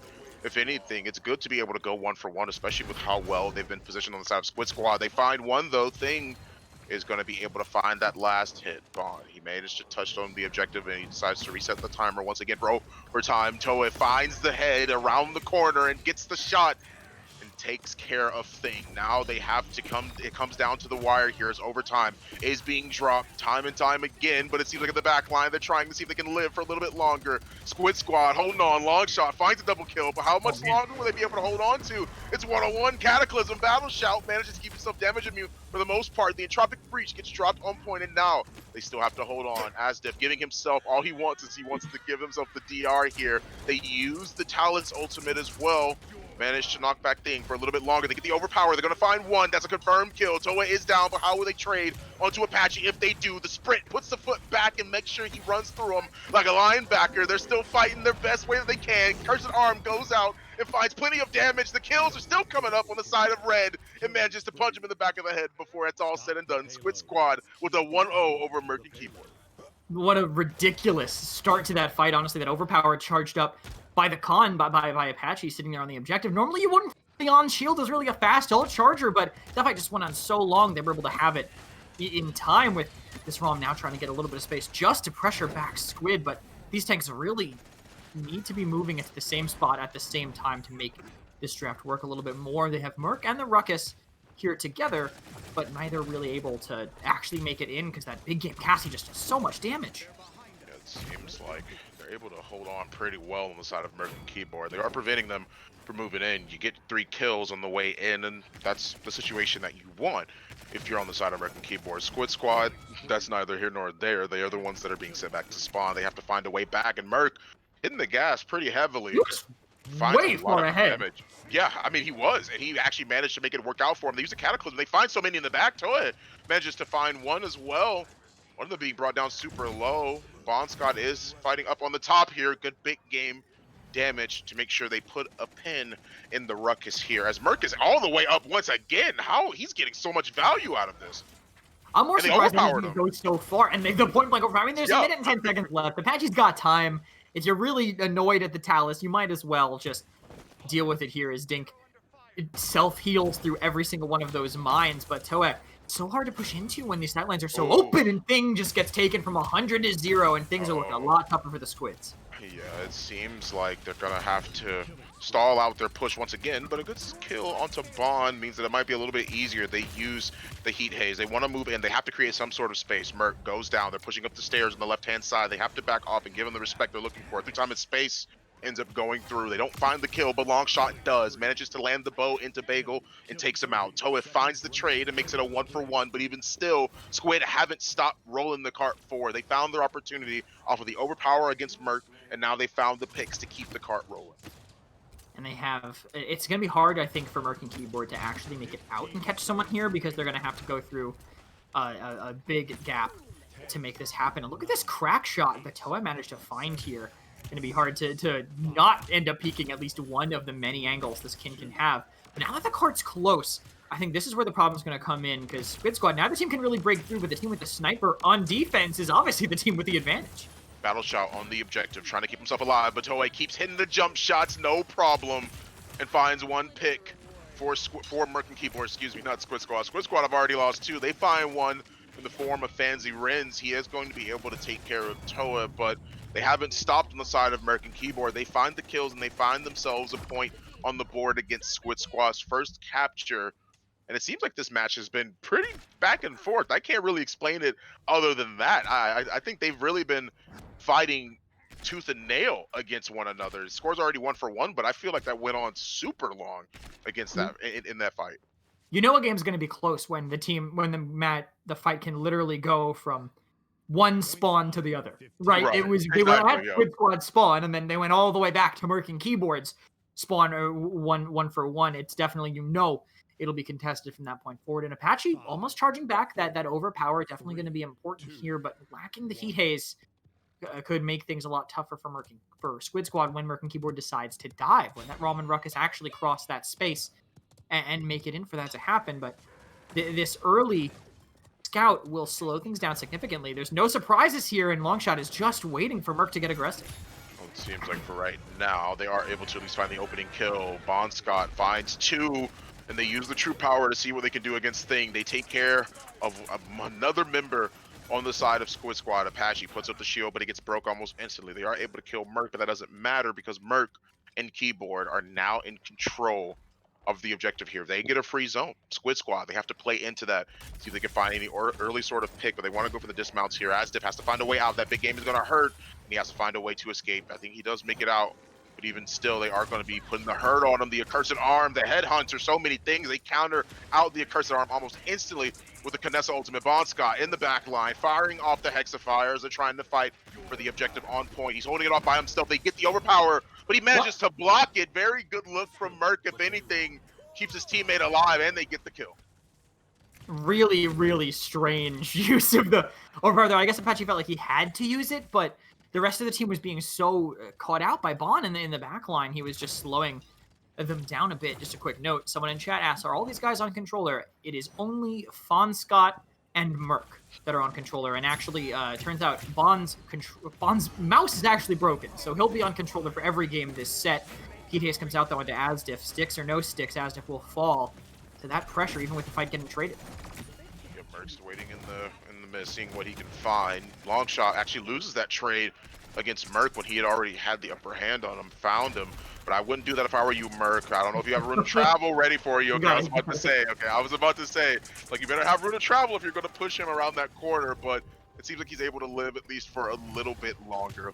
Takes the Rune of Travel back, manages to escape that scenario, and Toa is killed soon after that. You have a minute and 30 on the clock, but even still, you have an opportunity opposed to yourselves about whether you want to hold on or hold your ground or just sort of back up. For the most part, though, it seems like Asdiff doesn't have really too much of a problem with fighting in the midst of things. They use the reversal. They force so many things out. Asdiff had so many eyes looking at him, and he still didn't go down. They made it back in time, and they even find the turnaround for it. They've successfully retaken the objective. And Squid Squad with only 3 left, they maybe want to find a pick onto M&K if they go all the way in, but they're waiting patiently, trying to play around Toa once he finally gets his angle. Playing around your sniper is always the play. When you have one, Longshot misses the cripple arrow. That could have helped it, but he did find Merc. They can play off that number advantage, but Squid, they're going in. Yeah, it seems like Merc and Keyboard don't want to stop this one. They've already hit the gas. Why stop now? They don't need no breaks. They're trying to see if they can roll this one into a successful victory, making it 3-1. They're pushing it all forward, and Apache, the only one that was really on the objective, goes down. Means that no one else is able to contest, or people just weren't ready to be able to contest for that one, and they make it a 3-1. They use the Cataclysm, they use the True Power, the Headhunter, but they still have Entropic Breach and Hexafire. Still 2 powerful ultimates on the side of Merc and Keyboard. Apache, if he gets off this overpower, I would be really, really afraid on the side of Merc and Keyboard. You can't push out immediately. I can only imagine he might try and get rid of that ROM early. Don't forget the last overpower fawn. I mean, they clearly have ways of dealing with it on their side, so that could happen. Look at the itemization really quick from Squid. I mean, they have just Haven across the board. Apache rushing that Haven 3 before even getting Cauterized 3, which definitely does not help into that, I think, pretty well-played Corvus coming out of Bagel. This aggression, not a lot of ultimates to really back it up here. This kind of has to be a massive Hexafire, I think, from Bond if they really want to make this work, but already marked by the big game is Asdiff, who's just trying to cross some space but can't even commit. Oh man, they even use the Heat Haze in the backline. They don't find the kill off of it. They use it to try and get away, but a beautiful through time and space is going to take care of Toa, but he's in the back line. Bond Scott, the legend, is going to make sure that he takes care of anything. Yeah, Bond the legend in the back line, using the Hexafire, taking the kills and taking names. 30% for Merc and Keyboard as they're still in control here. They get the overpower off and they take care of Asdiff because of it. Now you have 45% on the Merc and Keyboard squad, but even still, Squid, they're the ones in control of the objective now. Merc and Keyboard have to find some sort of way back.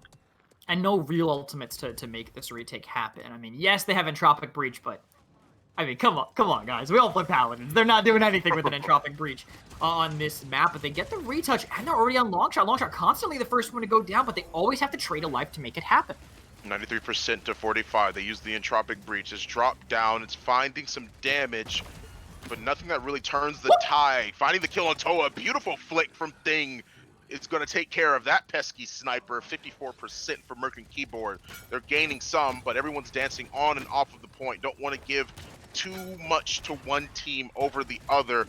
Both of these teams are playing this very well around the objective. Reversal goes up, manages to toss it into Rom. If anything, Accursed Arm is going to be up soon. Cataclysm has to jump up and has the Accursed Arm. What will he do with it? He finds the kill. Asdiff is down. They're going to stop anybody else from making it onto the objective, and he gets shot in the back. Toa goes down. Squid Squad have successfully retaken the point and find themselves at a 2-3. They make it. They get it down there. They even got Merc afterwards, and that true power from the Talus not going to come into effect whatsoever. Squid Squad with a great, I think, trade on the retake from Merc and Keyboard. That's really what it had to come down to there near the end. As Apache, I think he's looking to just charge an overpower because that could be a way to kind of start a snowball that continues all the way through. But Longshot is really going through it right now, man. He is just getting walked at constantly, having to pop a Heat Haze just to even go for one pick. It really do be like that sometimes. Toa is going to be the only blue in a sea full of red against Squid Squad right now. Thing's going to make, of course, a quick pause here. It seems like Squid Squad, of course, are holding on very effectively. There's been trades now and again. It seems like for the most part that they've been able to maintain control over the objective. They've danced on and off of it, but even still, Merc and Keyboard come out on top. What do you think went right for them that last fight that allowed them to take a second point against Merc and Keyboard? I think just immediately trading that ruckus Hmm. what was really a big part of it. Also, just having really good ultimates to play off of, having the kill early onto Toet by the Accursed Dawn with no one calling Thing. I think Thing really was an impact player there for them at the near the very end of it. But Squid Squad now have a way to go to get back on that objective, and it looks like, again, Longshot in the sad zone getting pressured by Bond. He can't get away from these tanks, but again, they constantly trade 1-for-1, and they always have more DPS at the end of it, having this triple DPS comp. I would be careful pushing into Bond. They don't know he has Hexafire, but it doesn't seem like they're going to hold on to it for now. They're not going to really force anything out of the long run.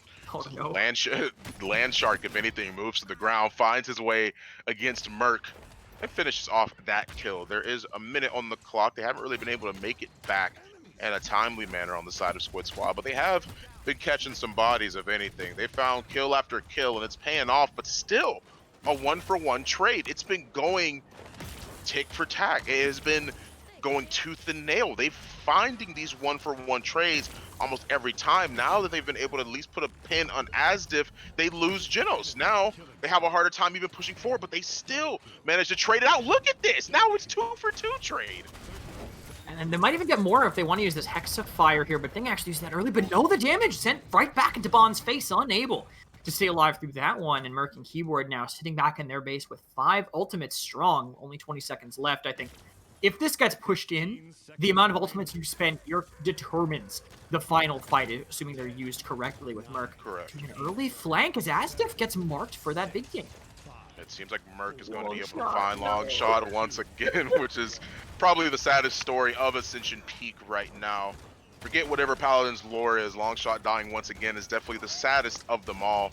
Bonscott is in the back and finds the kill. Thing puts up the reversal, manages to eat us some damage, but he's still going to be taken out at the end of the day. Merc and Keyboard defend successfully, still keeping their 3-2 lead. Squid Squad haven't tied it up, but they have so many ultimates available to them. 9 and 16 on Longshot.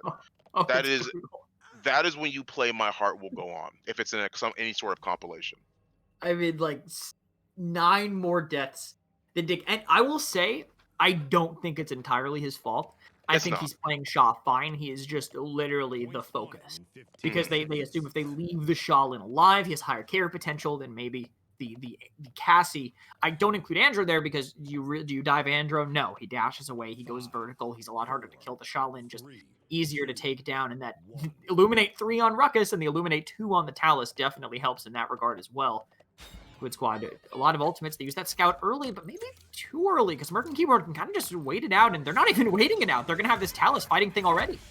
And immediately, Toei is going to get picked off. The Heat Haze, they wanted to start things off with. It seems like they're at least trying to lead some sort of even trade here. Merc, double kill. Asdiff Master with Toei in the back line. Merc finds himself a triple kill. He's tearing it up right now, finding some stragglers and finding the kills at the base of it. They're going to take care of it, and they turn things around thanks to Merc. I can see why his name is in front of the keyboard, if anything. He's the one controlling everything, like a puppeteer pulling strings. 42% against Squid Squad so far, as they have 2 ultimates up. They've got the Accursed Arm. They've got the Overpower available to them.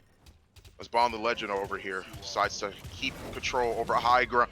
He manages to use some of his aerial assault, sees if he can try and move out of the way. They trade things out 1-for-1. Once again, Hexafire, look at where he's Hexafiring at. That's a beautiful spot to be able to find the damage, and they find plenty of kills because of it. Merc blitz uppers into the opposing team. A Tropic Breach on the point. Apache taken out of the game. That's going to be all she wrote. Merc and Keyboard take this one by storm. I hope they dismount them and don't actually let them touch again. They're not going to be able to do that, right? Okay, cool. No, all right, you're Merc fine, Keyboard. you're fine. They do it. They do it. They take the game, and they don't take the set quite yet. Squid Squad, they have at least a couple more opportunities to try and fight back against it. But that was a really close match. I mean, both teams were really going toe for toe in a lot of these fights. They were managing to trade things out 1-for-1. But even still, when that didn't happen, they were able to have beautiful positioning. A lot of people didn't lose their members on the team. I mean, unless you were long shot, which is unfortunate once again for him because they're forcing things to be Yeah, dove on him in the back line. But even still, he was still able to find these trades. They were able to trade him out. It didn't matter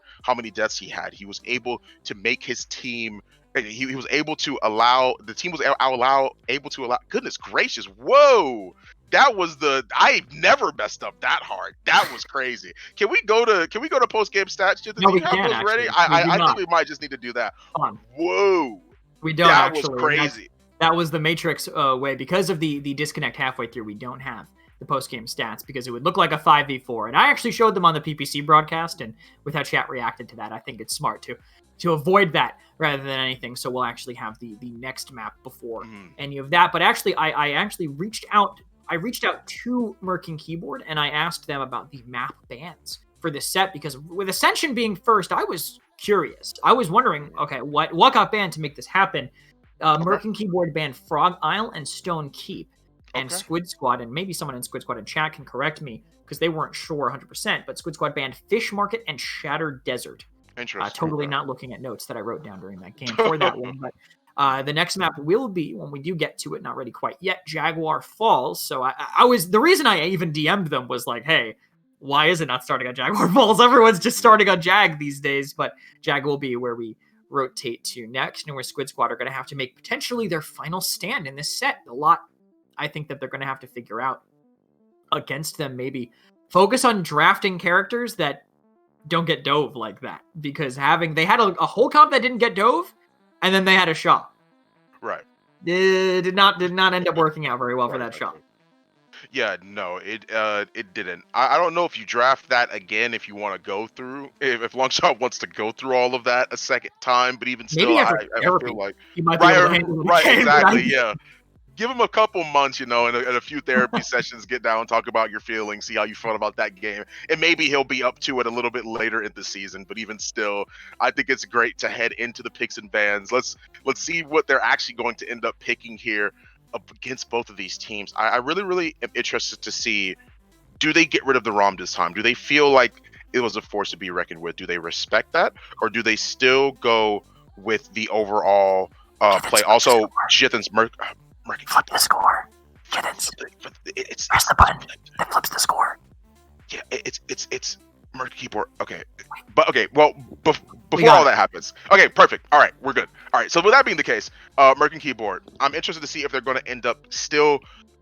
If they want to get rid of the ROM, do they feel like the ROM is something that's better suited in their hands? Do they get rid of the Genos? I mean, it's sort of up in the air because we're back in Jaguar Falls, right? So I mean, we've seen Bomb King on this map before. We've definitely seen Grover on this map before. I wonder if there's some prioritization there instead of some of the other pocket picks we've seen. Interesting to see the Ruckus getting taken out, I think, before anything. Ruckus, I guess, with Atlas gone without that 7-second bug, then maybe the control isn't really there as much. But, I mean, ROM is still available. ROM is still super impactful.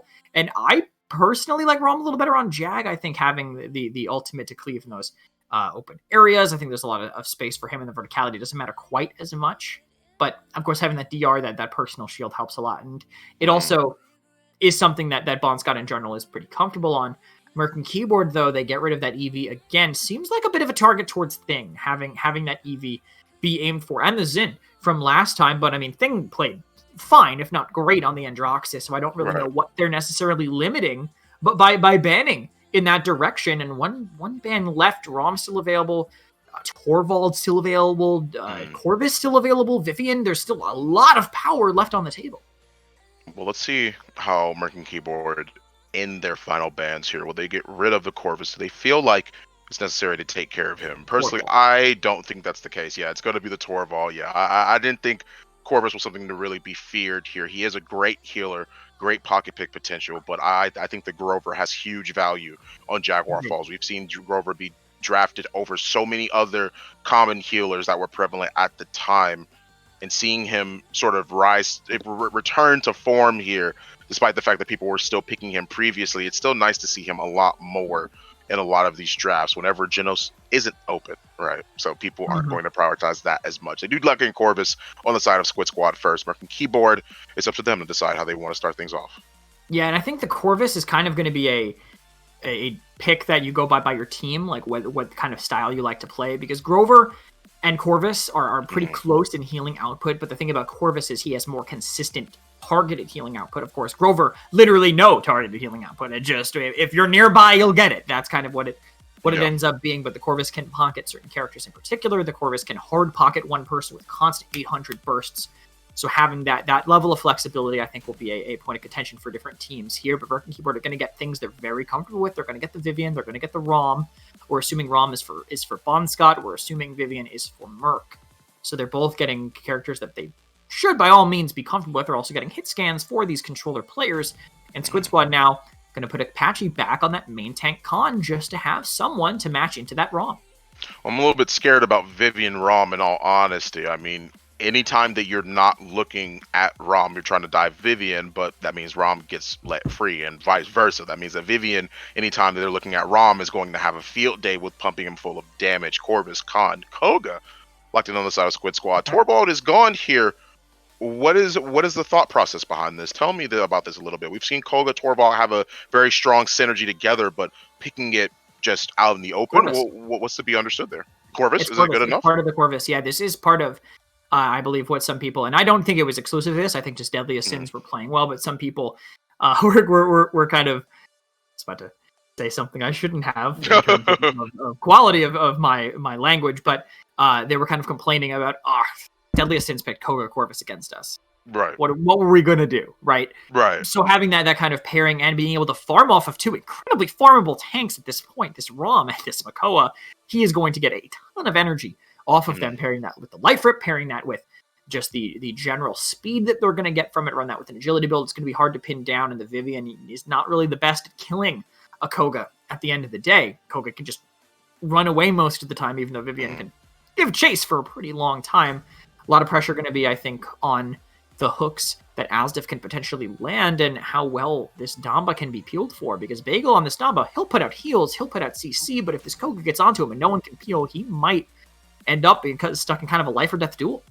Corvus, Khan, Koga, Ash, let's out of Squid Squad, running both off tanks, which means that you want that aggression. In terms of last picks here, Androxus is open if they sort of want to go for that, if they feel like they're confident enough in their ability to pull this off. But I think it might either be the Maeve or the Eevee. I think that has a lot more presence behind Squid Squad's comp right now. It's actually gonna be the Willow. I was wrong, but I do understand that. I respect that completely. It means that she can drop Dead Zone wherever Gord is, or just drop it on one of these tanks. One of them is going to have to sit on point, and even when they dive in the back line, at some point they're going to have to group up, or they're going to need to be healed. I like this. I do actually like the Willow on the side of Squid Squad. I think it poses a lot of threats on the side of Merc and Keyboard. I agree. I think it's decent into the Vivian. I think it's great into the Rom. I think there's a lot of options there that the Willow will be able to effectively put some damage into. Last pick from Merc and Keyboard, though, my guess would be a flanker of some kind, whether it be an Andro or a Xin. I think the two that are maybe highest up there for me. Andro maybe over Xin, depending on where they want to prioritize it, but they're going to go double backline instead. This, to me, screams we are going to struggle with this Koga if we don't have some form of crowd control to deal with it. That's where that Shaolin's going to have to match up into that Koga, connect on some of the sand traps onto him, slow him down, and maybe it'll help. But the Koga can, again, just kind of avoid the matchups with the DPS and farm the tanks even longer. Yeah, we can head right into game on the side of Jaguar Falls. I can't believe you said Willow was decent into Vivian. Her number one counter, Kresnik? I didn't say great. I said decent. Willow is the best, the number one counter to Vivian. I can't believe you would even insinuate that would the meme is dead. The meme is dead, Fawn. No, it is not. I'm not going to. I don't run anything like that into the ground that hard. The Willow is okay into the Vivian. It is not a hard counter again, but a Scapegoat definitely helps with that. But they're not running Suspect Everyone to have that Scapegoat shield up even longer. They're running that booby trap for that displacement. Maybe the Willow will be even more effective into the Vivian in that way, but flank right now. Look at where this Makoa is coming from as they get some early damage onto the Shaolin. They literally have no idea, but also Kwashi hasn't really done anything.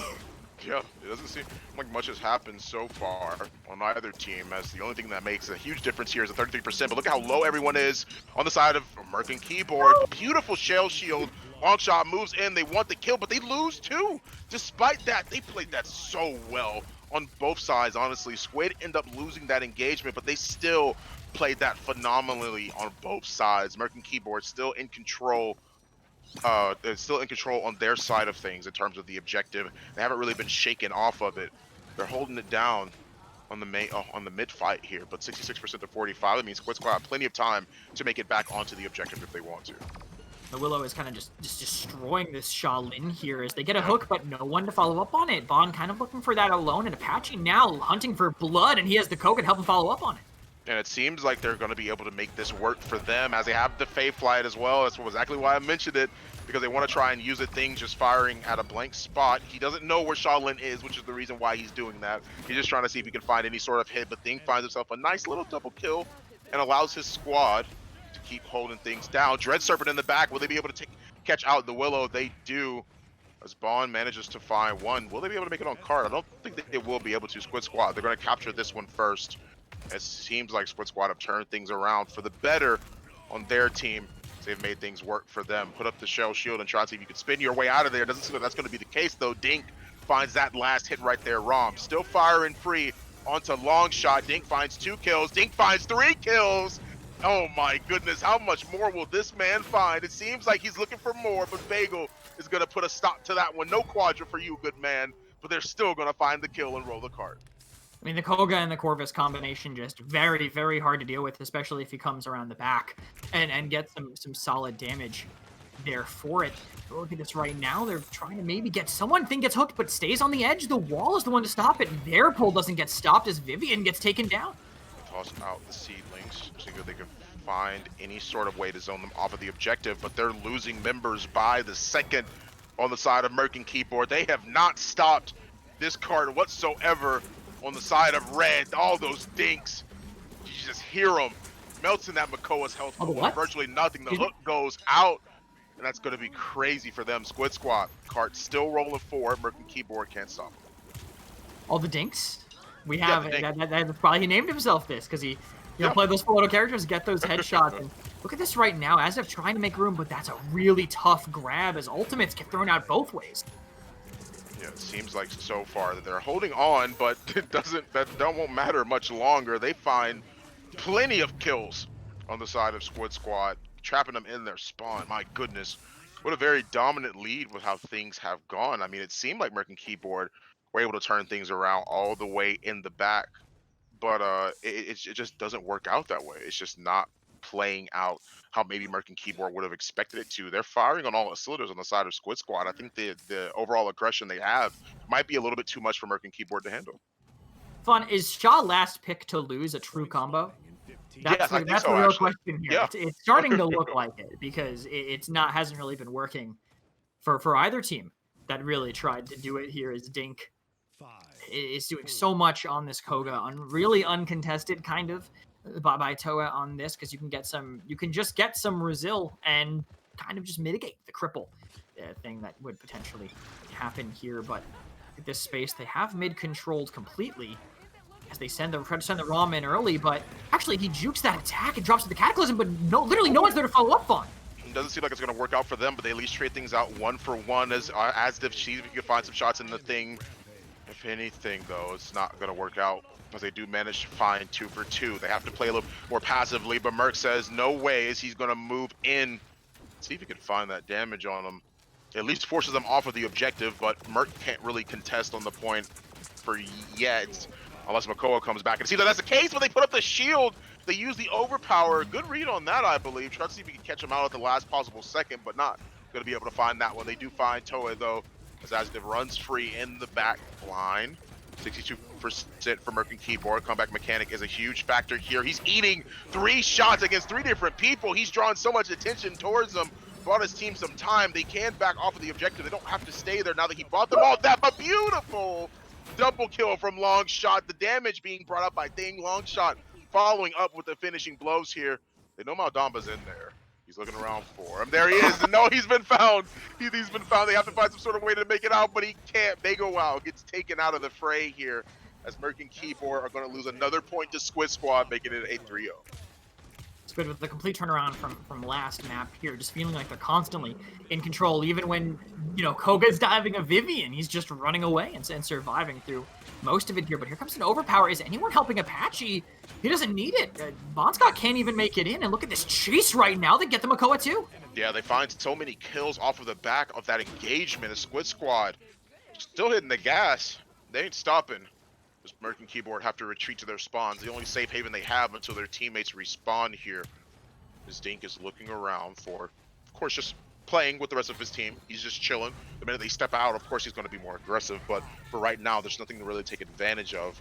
The minute and 45 still on the clock, Merc and Keyboard. Hopefully they can turn something around, but I don't know if they'll be able to do that. Shell Shield is up, but gets brought down almost instantly. They use the Ancient Rage. Cataclysm goes wide. They don't actually quite find that at all. Things free firing into Asdip. They find that kill. Fayfly, that's what they're going to be looking for here. Drops the dead zone on Makoa. They find Toa and the Assert Dominance in the back line. The next one that's going to go down is definitely going to be the Vivian as soon as they see her. Entropic Breach, the whole 9 yards. There's nothing left for them to take care of here because Squid Squad can dust their hands off and say easy dub as they take Jaguar Falls and tie it up 1-1. And the draft by Squid was just perfect there near the end. I mean, Thing literally just basically uncontested, spamming down at them. Both tanks spend their ults on one side of the map, get 1 kill as Willow just destroys their whole team. Merc tries to have some sort of flank. I mean, he drops down. He drops down from the secret side, comes behind them, but Thing spots it. He's in Faithful. He sees the whole map anyway, and coming up from behind. They can't end up, they flank doesn't do anything. 2 shots on him, he takes 900 damage. Suddenly he's stuck hiding as the cart rolls in.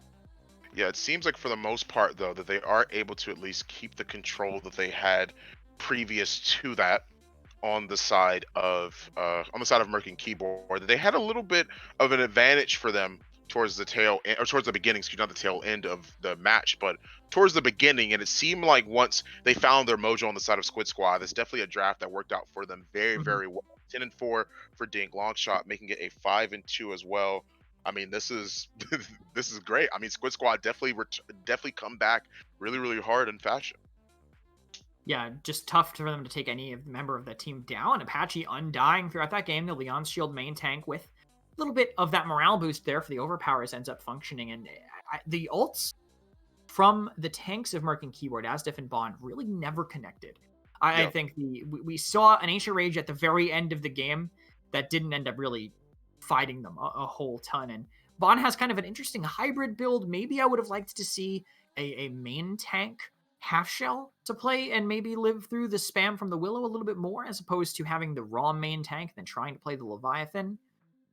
It didn't end up working out the way that they wanted it to, but they just really couldn't stop the DPS from Squid Squad rolling over theirs. They really never had a way to protect or Merc from getting dove on. You see the damage numbers for Things, 77,000. That's what happens when you see Willow Fayflight multiple times and throws out those seedlings, throws out Dead Zone, and just there's never a situation where Merc and Keyboard weren't grouped up. They pretty much had to, especially since Squid Squad were being so aggressive because of the fact that we saw in the very beginning of how Jaguar Falls started. They wrap around by Jag, they get behind him, and it forces them to all group up. In a situation like that, you have to group up with your team, find a way out. But that's exactly what Willow wants you to do. And Thing played that extremely well. And he showed exactly why Willow still has a place in being drafted regardless of the team, because we haven't really seen her as often, but she definitely still puts in the work. Yeah, for sure. Willow, especially on a map like this where you have a ton of control, can help a lot. The cleaving damage, which gives you that little bit of constant stacks on the enemy team to boost your damage even more. And then, of course, Dead Zone. We saw a perfect Dead Zone placement, I think, near the very end that kind of really got Bond stuck in that corner. If he had his shield up when it came out, maybe it'd be over to the side. But either way, Willow is something that they're going to have to think about as they move into the next picks and bans. Well, let's head right into the final pick and ban of this set, as we're going to end things on Splitstone Quarry, which is interesting here. A sort of wider map, not necessarily the most close together map, but we've seen snipers be brought out here. We've seen the Leon as well. We've seen tons of different things on this map, but those wider angles mean that there is potential for snipers. I can imagine that they would want to ban them. I mean, we saw how well Toei performed on the Kinessa previously. Do you see Squid Squad sort of respecting that ban, or are just Torvald and Makoa too powerful? They might do it, but you could also they didn't first pick it last time. Right, sure. So they can maybe take it for themselves. They can go and prioritize that and have that bit of counterplay, which helps significantly. But we'll see how the bans have to go. Of course, Makoa Torvald are going to be very strong, but it wasn't really first pickable by them. They managed to counter the Makoa last time. I think they can find a way to play around it again. Merc and Keyboard now, though, without having to ban that Torvald. It could just be Genos that falls to them, or they can try to do what they did the first map that they won. They could try to target that Xin again, even though it hasn't really been played, but they're going to get rid of that Genos. They don't want to see it themselves, and maybe they'll be looking for that Corvus instead. It seems like for right now that they have managed to get rid of the Genos on the side of American Keyboard. EV Genos out of the way here. Do they leave the Corvus open? They might, but I don't think they would. Yeah, they're just going to get rid of that altogether. I don't think you give it to Merc and Keyboard. I mean, we saw how powerful it was in the right hands, especially when it's coupled with a Koga evidently, which was something personally new to me. I mean, I had never really seen the Koga paired with the Corvus before. All the rage had been talked about with the Torvald Koga, so it's nice to be able to see something a little bit well-known, but newer to me, if anything. He's going to be in the ban column as Merc and Keyboard have their first pick.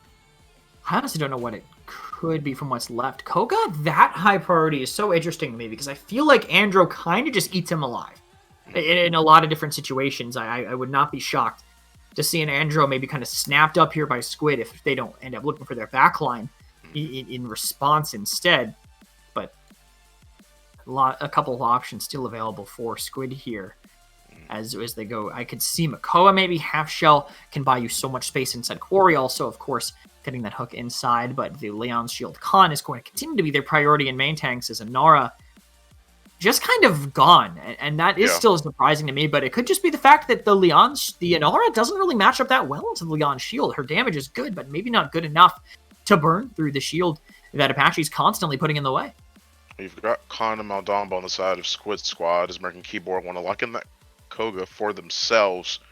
Torvald and Corvus are both in the ban column of Squid Squad. So what do you see here being brought out with the Koga? Why? Okay, so now we've got rid of both of those pocket picks. As far as we know, there's not that good of a synergy with anybody else. Why the Koga now? What do you feel like he brings to the table against what Squid Squad have so far? And why first pick it? Honestly, first picking it kind of almost feels like a third ban to me. You know what I mean? I can understand that perfectly. I feel like they're almost angling for that instead. I think the Koga is solid, but I feel like it does struggle into a few other picks here as Ying gets taken by them. And I don't even know if this is going to be as a healer. It could also... never mind. All right. With that pick, never mind. No, that is going to be their healer. It's going to be Bagel on that. And instead, they're going to have the Ruckus for Bon. They can dive, but Koga's pace isn't necessarily as fast as Ruckus's. He doesn't really have that momentum carry from the high ground to go in deep. He's going to have to use a lot of energy to get that follow-up. We'll see if there even is a diveable target on the side of Squid. I think Andro here would be a great pickup. They get the ROM also on top of it, but ROM into Koga does give a lot of energy up to the Koga if they don't focus him right away, if they don't have some form of burst damage. And I would, again, love to see Androxus here for Squid. Get rid of a counter to the Khan, get someone who's good into the Koga, get someone who can run away from the Ruckus, or even reversal the Hexafire. Lots of choices potentially available if that is the next pickup for them. Yeah, it seems like so far that both drafts have gone the way that both teams have expected them to, or at least the way that they've wanted these characters on both sides. But Cassie, paired with the Khan and Rom, I've talked about this before, and we saw it last set. I'm not sure how I feel about the Cassie being paired with double off tank, especially two tanks that are, maybe Khan isn't as aggressive as Ash is, but Rom sure is. And I don't know how I feel about that into Merc and Keyboard's draft. I don't know if having a backline or not necessarily having that verticality pays off for Squid Squad. I think now that they've picked Inara, it's a great pick. I think that Inara Ruckus just dies to Big Game. I think Big Game is going to be a ton of damage for them, and they have a pretty solid Quarry hold as long as they have maybe someone on the outside. But now the Kinessa to back it up is really what's going to make things difficult, because I don't want to play anything into Kinessa. They end up giving the Andro last, but I don't want to play anything into that Kinessa. They're going to have to stay inside and hope that thing on this Androxus can make enough of a difference if he can actually put that pressure on. But there's going to be a wall of Bonscott and Merc right in the way. Yeah, we'll have to see. This is the final game of the day. Let's see who's going to end up taking the dub over this one as we head into Splitstone Quarry. No difference in terms of talents here, but I think the thing to watch out for in this game is definitely how this Koga performs against Squid Squad's composition. That verticality is going to hurt Koga a lot, which means that Yeah. his options for fighting are very limited. He has to go for Rom, he has to go for Cassie, he has to go for Aldamba. Khan, yeah, he could, but I don't think that's quite what they've been looking for.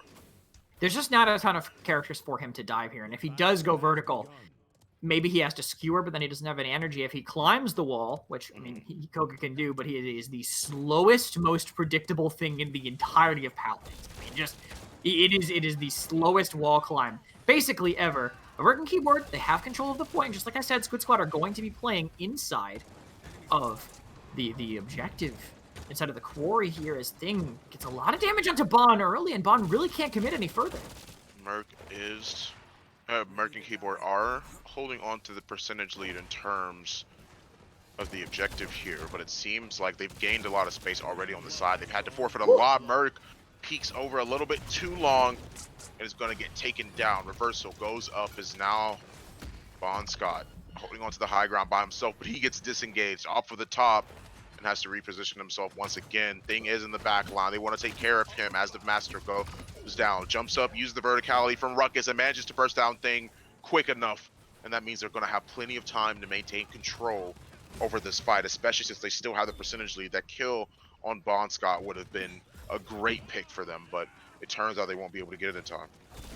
Look at how patient they have to play here. They can't, literally cannot afford to walk out. This is what snipers do to the game. You cannot play in these openings. You have to kind of control the rest of the map here instead, as Thing tries to win a fight but just can't do it against that burst sustain ability that Ruckus has. High ground back in control of Merc and Keyboard, but they need to start touching and getting overtime, or else this is just going to run away. Well, I think that the Rom is close enough to be able to cause that overtime touch, and he did run over it. So they are going to be able to find that, but Bon Scott has just held this high ground so effectively. Toa has been chilling in the back line because they funneled them all into fidget spinners. If anything, they use the Dread Serpent. They just want to push them off of the card, but they just step right back on to make sure they capture that first point. Dink manages to get the kill on Merc, but even still, they're holding on pretty efficiently against Squid Squad, not against Squid Squad, excuse me, against Merc and Keyboard right now. Squid are trying to fight back through fidget spinners, but even still, they're eating so much damage, and Bond holding that high ground means that they have very limited options of movement. And it feels like this mid-fight really hasn't ended. It feels like it's still going on, except Right. there's just a cart now, but now Toa can afford to get a little bit aggressive as he goes in, landing a headshot to open things up. Already, it seems like that they want to keep holding on to this fight. Aztif with a double kill already. Thing finds at least 2 of his own, but 15 HP as Anara wants to make it up there. He makes it out for a couple more seconds, but it's still going to be brought down in the end. Bon Scott returning to his previous position, trying to maintain that high ground, I would assume, as he wants to move in. They are on top of Long Shot. Battle Shout gives himself some damage immunity to make sure he can make it out, but the Gorat gets tossed down, and they are going to be able to keep Long Shot alive long enough. At least for a little bit longer, but even still, the minute he turns his back, that's curtains for him as they take care of Toa. But once again, Bon Scott showing off exactly why he feels comfortable enough in this ruckus and takes out Thing on the retreat here. This is too strong. Do you just get rid of the Koga at this point? Is it all ruckus, or do you get rid of the Koga? Like, how do you stop this? This looks like how Jaguar Falls went. I mean, it feels like Bond's the one opening up all this space, right? Having this ruckus.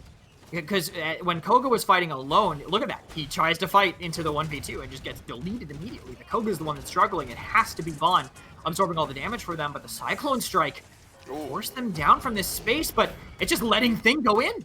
The Curson arm in the back manages to find Toa, but the minute he turns, this ruckus has always traded out Thing every time they've killed Toa. They've killed Toa in the back multiple times, but every time Bond's always ready. Just like right now, they have to use the Dread Serpent to peel for their own team. They haven't, they're holding on, but it's not looking free. It's not looking like it's easy for them to be able to hold on to that. They take care of Bagel, which means that they can't push up anymore, but that's due to just some priority targeting. You take care of the healer, they're not going to be able to hold their ground like that.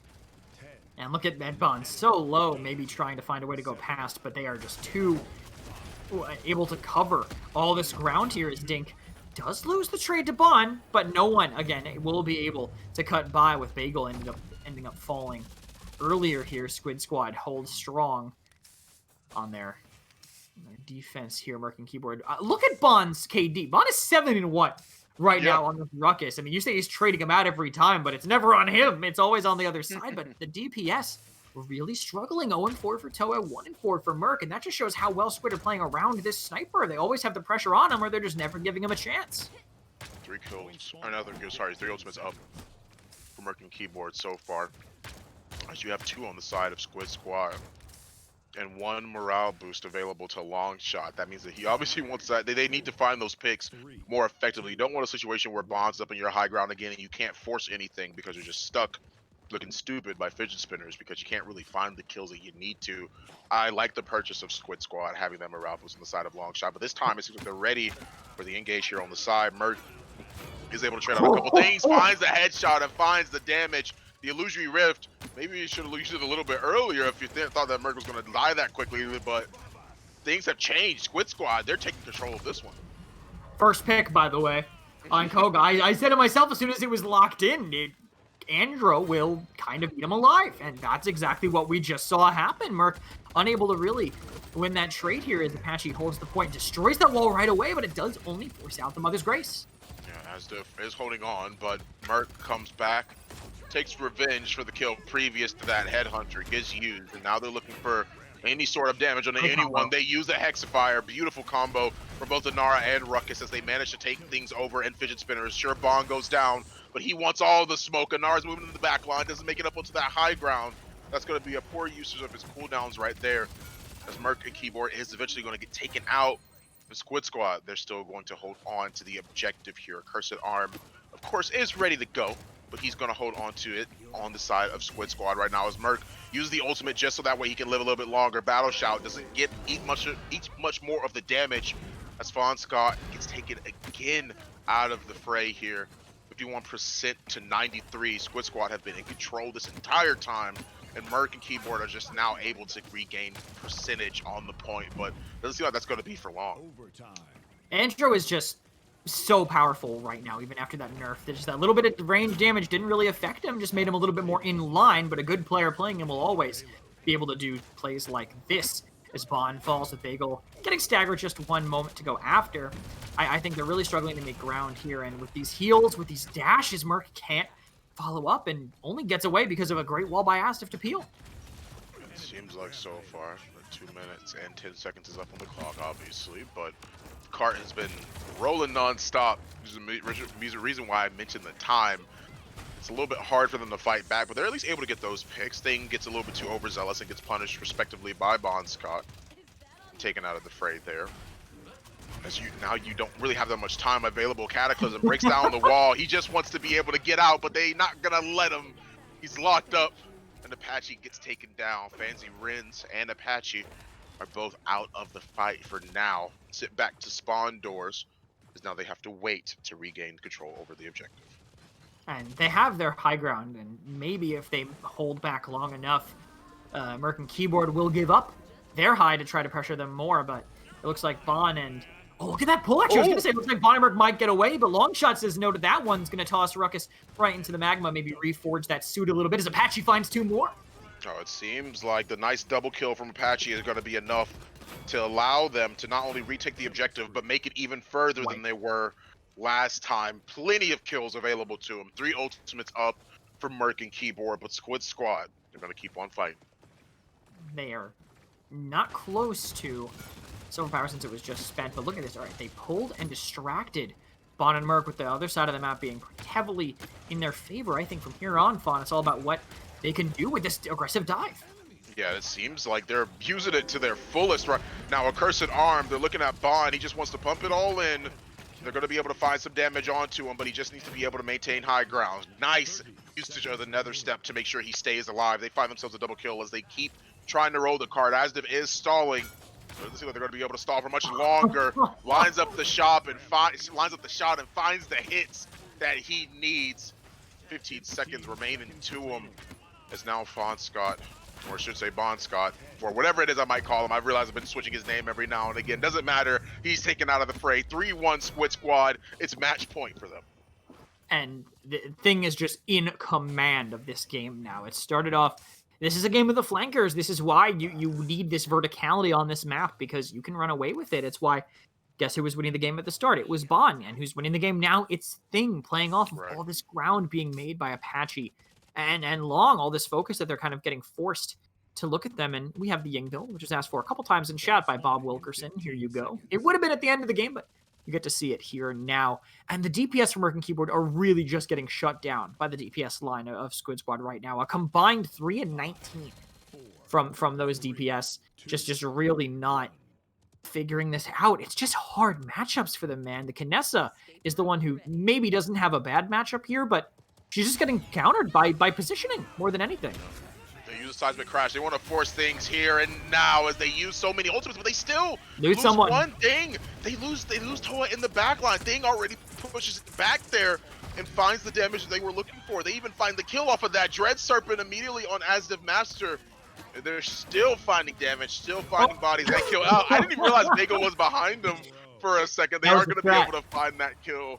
It's now 12% is on the board for Squid Squad. Merkin Keyboard have to find some sort of way to make it back to the objective. They're really, really getting zoned out. It's so hard for them to fight. And look at this, Toa. He didn't check before he went out. The port gets forced early, and they have an accursed arm for this as well. 66%. Oh, here we go. They have to deal with Thing, but he's in such a good position, Fawn.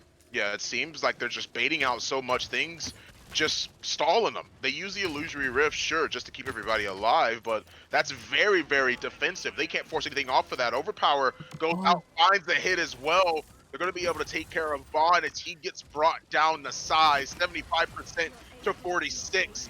As Merkin Keyboard are now holding on, but it won't be for much longer, very clearly, as they're trying to find some sort of way to make this work for them. Dink reloads the crossbow and makes sure that he can keep on fighting. Toa having a hard time. They do manage to trade each other out, though. A crossbow bolt from the grave is going to be able to take care of Toa. They're trading things out 1 for 1, tick for tack. Who's going to be the one that comes out on top? Bond dying means that Squid Squad are going to be this week's champions, or as soon as they kill Bagel, then they'll actually be able to do that. They're going to keep trying to stall, but they can't find the opportunity to really take control over it. They're just trying their best. They won't be able to make it, I don't think, but Inara gets disengaged, bolted back. She can't touch on the objective there. Squid Squad are this week's champions for the Paladin Central Minor League.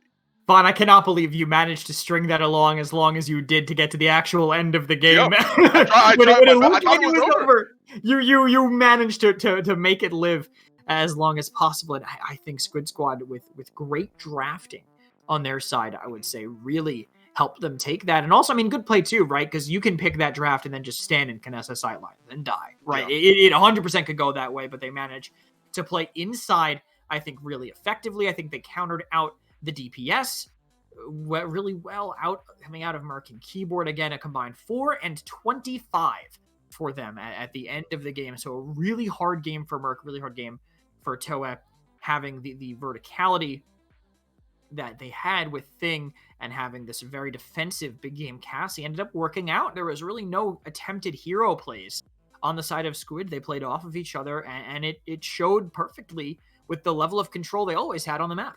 I was worried in the beginning about Bond taking so much control of the high ground. It really came to bite him back in the butt, though, when they kept trying to push around on the size. Thing and a couple other members of Squid Squad were just ready for those flanks this time around. 106,000 damage for Thing, 88k for Dink.